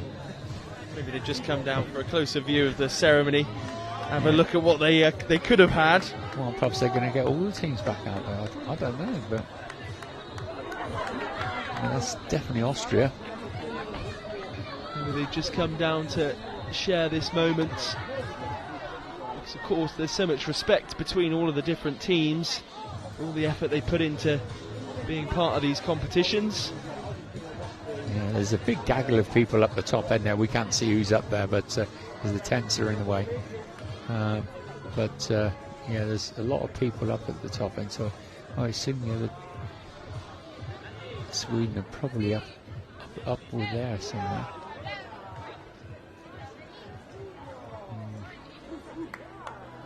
Well, we'll just keep on filling with bits and pieces as much as we can. Try and keep you entertained.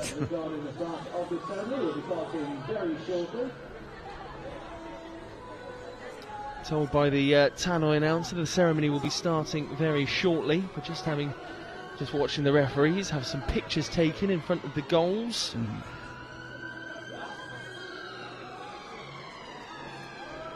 We've just been told by our producer that all of the teams have been invited back for the ceremony this evening. Whether or not they all decide to turn up remains to be seen. And we've just had the umpteenth ambulance go flashing by us again. 8 teams, of course, taking part in the competition for the women's blind football. Only one winner, though, and that winner is Argentina. Wondering if we could take another look at the goals again from the final, if we get a moment. Well, I think we'll shut up and just let the people enjoy it, shall we?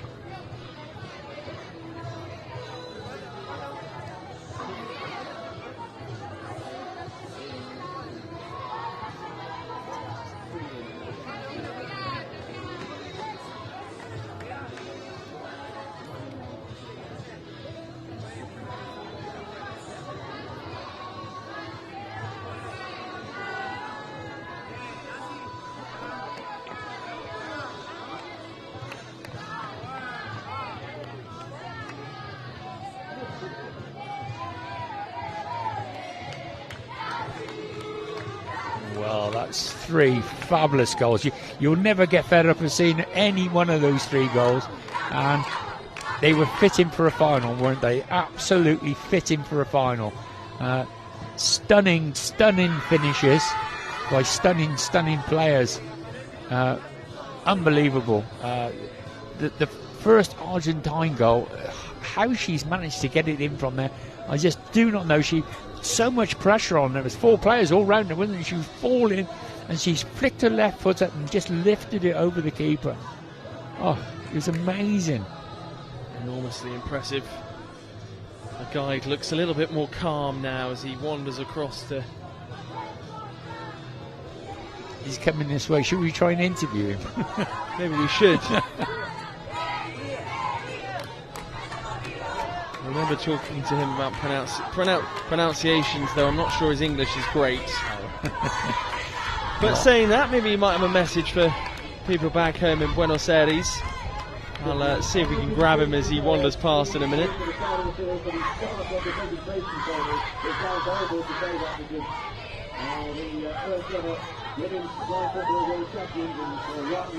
The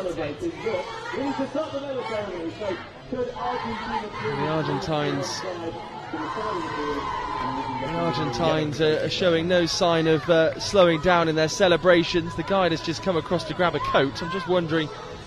He's going to carry on with his celebrations. He's not interested in talking to us at this point. And I don't blame him, to be honest.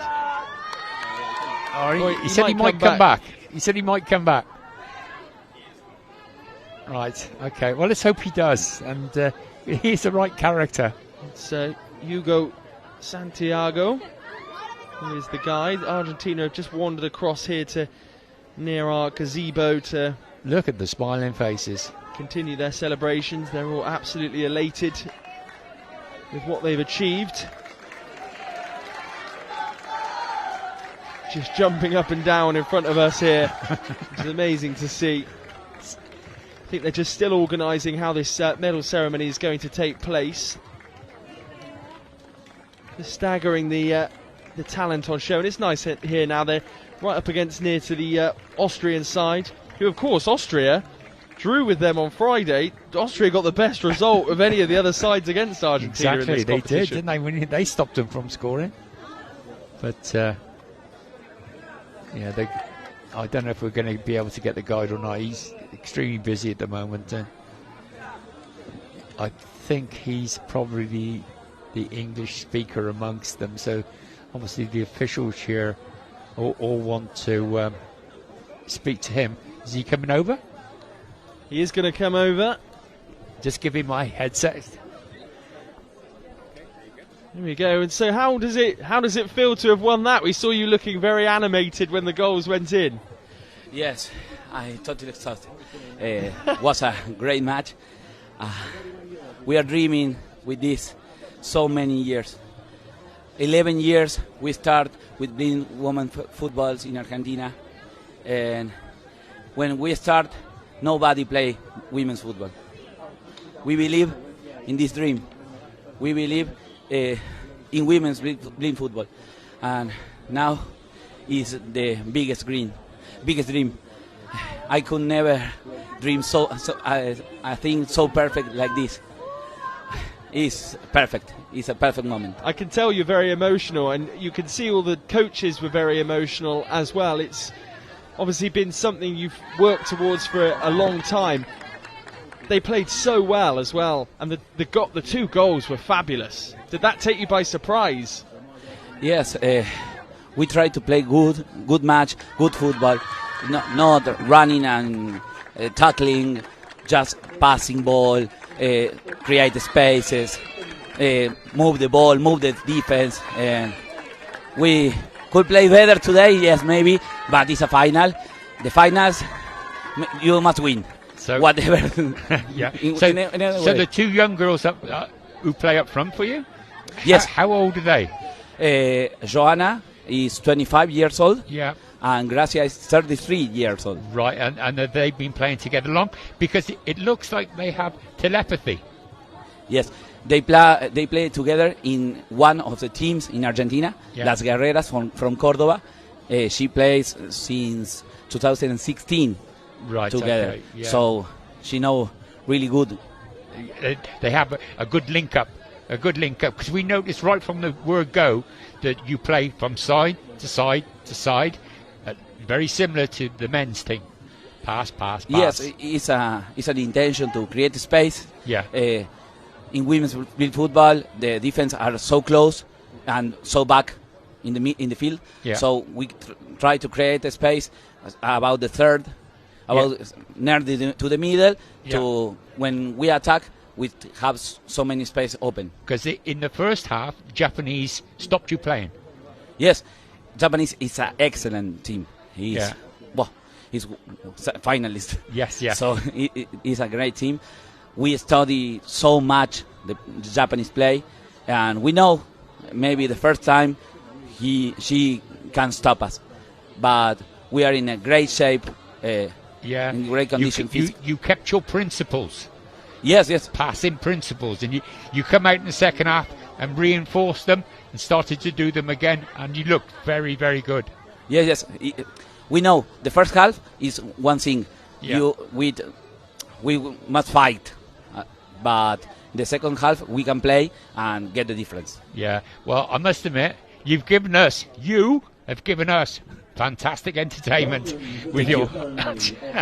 It's part of my job. It's a part of my job. Just quickly, how will you celebrate tonight? Big party? A small party, because 2:50 a.m. we go to the airport. Oh wow! Oh my word. A small but intense party. Yeah, absolutely. Congratulations. We'll let you rejoin the party anyway now. Thank you. Thank you very much. Okay. Thanks very much. Cheers. Right, we're just about to get the medal ceremony underway, which is fabulous. I can see some of the England players here as well, which is lovely to see. At least there's some of the representatives from each of the countries are along as well, which is fantastic to see. Austria, Germany, it seems like are out in force as well, which is wonderful to see. Everybody's just making their way out onto the field. India here too, who of course have naturally missed out, I should say, on the third place finish.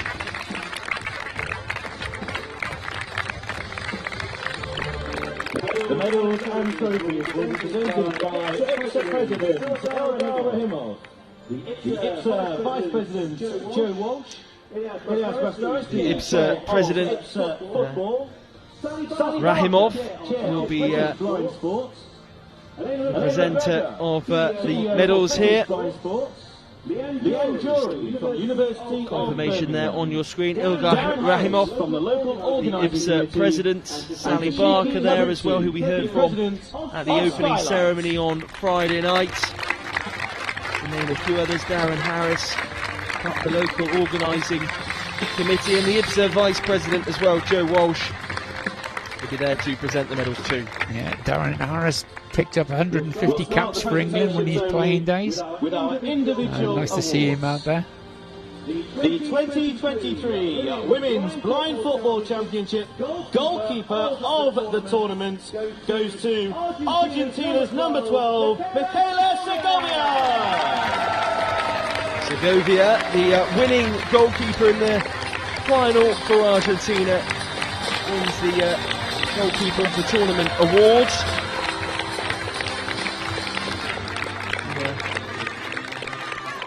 A double victory for her. She holds her medal aloft to the stand, and everybody congratulating her. A really warm applause for her efforts in the contest. The 2023 Women's Blind Football Championship top goal scorer of the tournament goes to Argentina's number 10, Joana Aguilera. Aguilar is the winner of the top scorer in the competition as well. All eyes on Argentina. She will come forward now, assisted by the man we just heard from, Hugo Santiago, the guide for Argentina. She is presented with her award as well and congratulated by one of the committee members down there. That's well deserved, isn't it? They're taking all the silverware back to Argentina. Amazing to hear from the Hugo as well. 2023. You can see the passion in his eyes and how much it meant to him, which is just lovely to see. And to give us a little bit of time as well, right? You know, he obviously wants to, be with his team and everything. You hear what he said about how many hours they put into this team, and it's not by accident that they've got here and won this. It's taken blood, sweat, and tears to get this far, and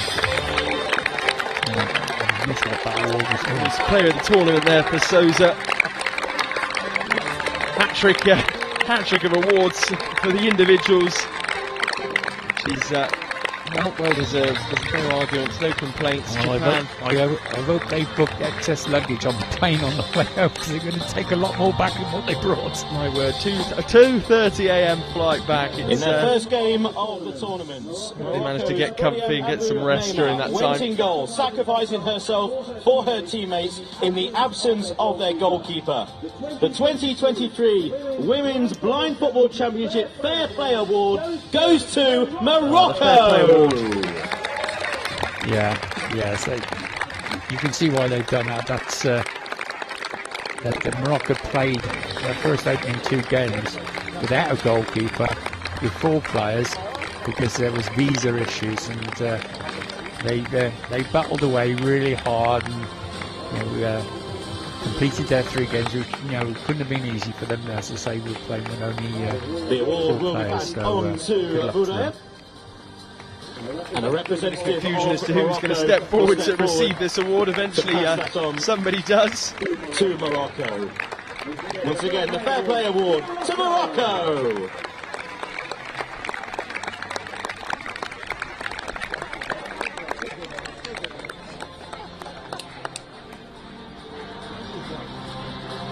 Nice Moroccan ball. We have witnessed history this evening with the first ever Women's Blind Football World Championship Final. Introducing the officials who officiated in this final. The first referee, Hilary Ramirez. Second referee, Julia Calvo. Third referee, Atina Rossi. Fourth referee, Oya Kacha. The scorer for the match, Shamira Rasido. Timekeeper, Mayara Crispin. And the mask umpire, Natalia Molina.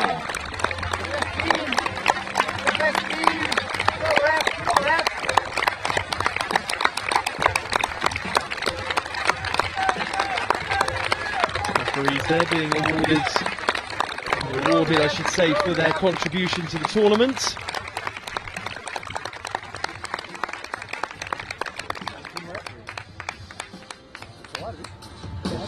The 2023 IBSA World Games Women's Blind Football World Championship bronze medalists. Sweden!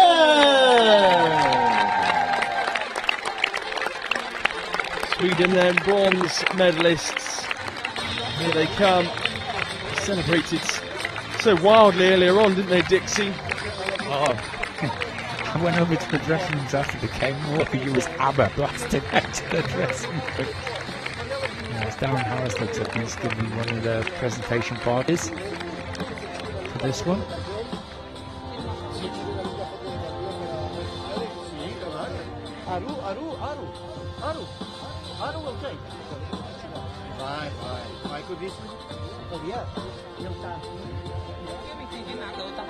As I said earlier on, Darren Harris, he got 150 caps for England, and also represented GB in the Paralympics at judo as well. So he's an all-round athlete, is Darren.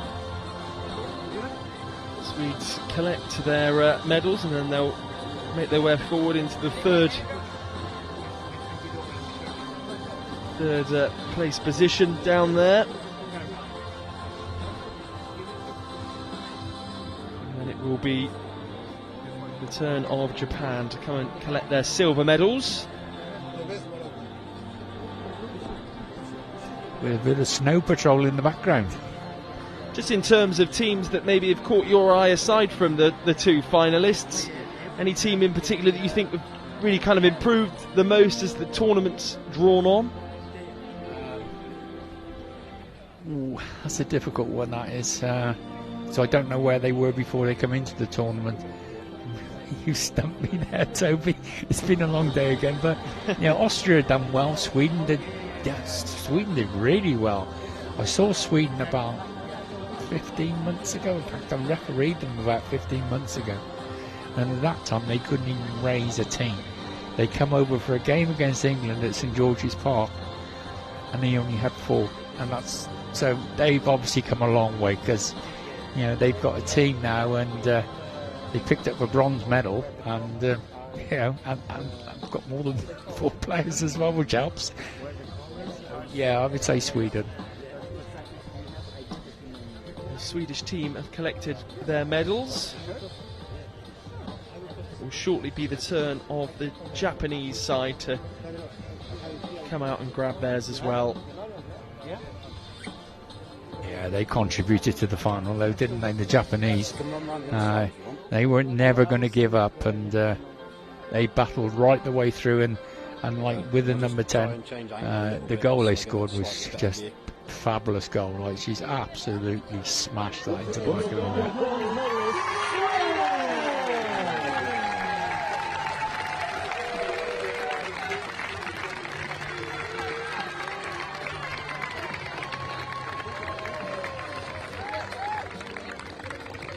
The 2023 IBSA World Games Women's Blind Football World Championship silver medalist. Please welcome Japan!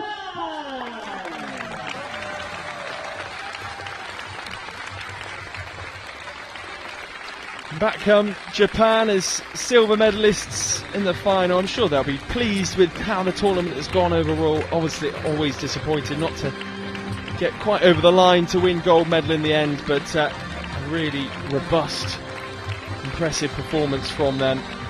Forward they come to collect their medals.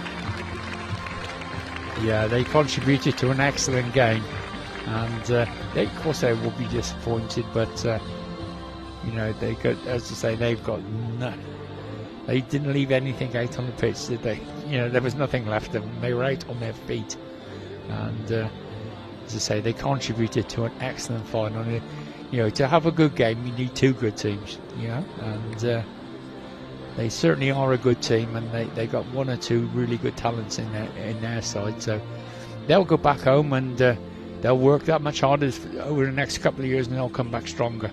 Because I think the 10 is not that, I think she's 15 or 16, something like that. She's quite young, so they're going to have her for a few years, and yeah, they build a team around her, and yeah, I can see them lifting this trophy perhaps in 4 years' time, and not the Argentines.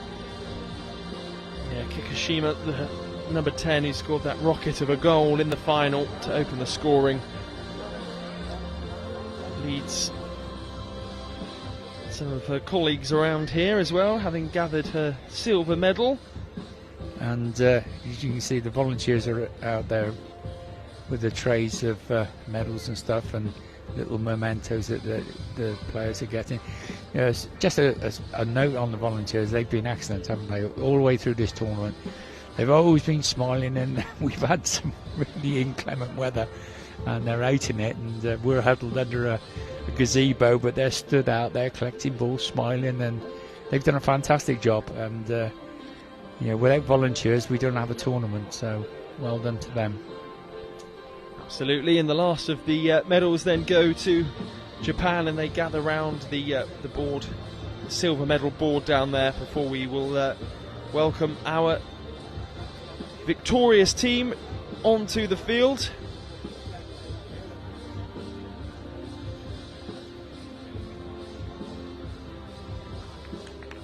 Japan receive their trophy for second place, silver medal in the competition.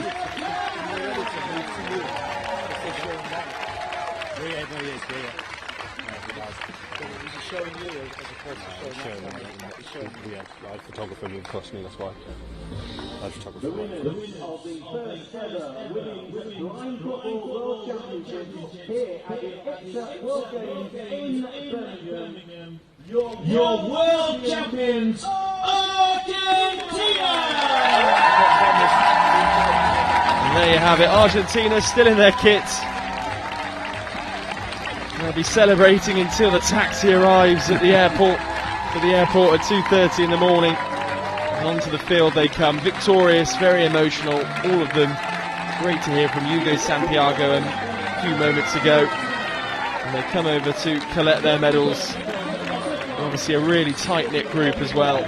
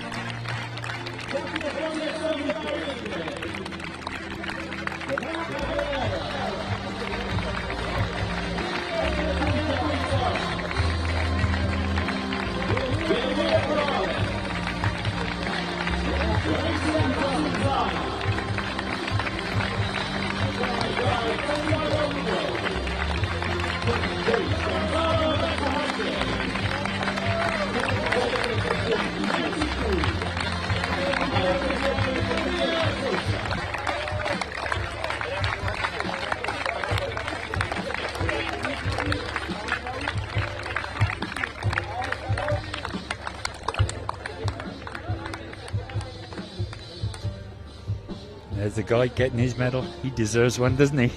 He certainly does. Souza just waits at the back there, ready to collect the trophy as well, which he will hold aloft in a few moments' time. The winners of the first World Championships, the IBSA World Games Blind Women's Tournament. You can see the guide celebrating again with his medal, looking up to the skies, thrilled with the outcome. What a character he is, isn't he? He is a right character. But hey, it's passionate. Still. For the national anthem of Argentina.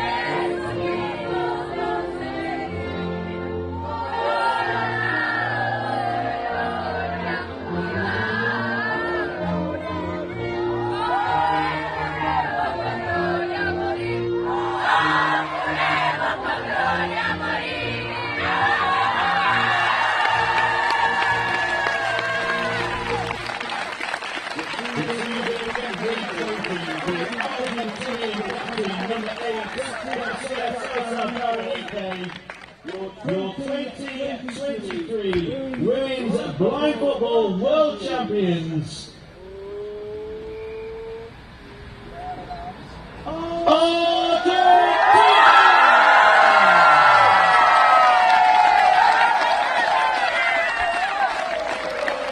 There you have it. That concludes the women's blind football here at the IBSA Games for 2023. Your champions, Argentina, raise the trophy aloft, and they will be celebrating into the night and all the way home on the plane back to Buenos Aires. And so will Dixie as well. He'll have no sleep, of course. A fabulous outcome, though, and deserved winners, Dixie. Oh, yeah, they are the deserved winners. They've been absolutely fabulous all week. The brand of football that they play is entertaining, and it's a pure sort of football. They've been absolutely fabulous, and I've really thoroughly enjoyed watching them this week, and I expect you have as well, Toby. Oh yeah, absolutely. It was a brilliant final. So there you have it for another day here at the IBSA World Games. The women's blind football final is won by Argentina. We'll be back tomorrow with the quarterfinals of the men's competition. Your champions for 2023 in the women's blind football, it's Argentina. Well, the other teams again in this inaugural Women's Blind Football World Championships here at the IBSA World Games in Birmingham. This photo will go around the world. A huge round of applause for every team in this first ever Women's Blind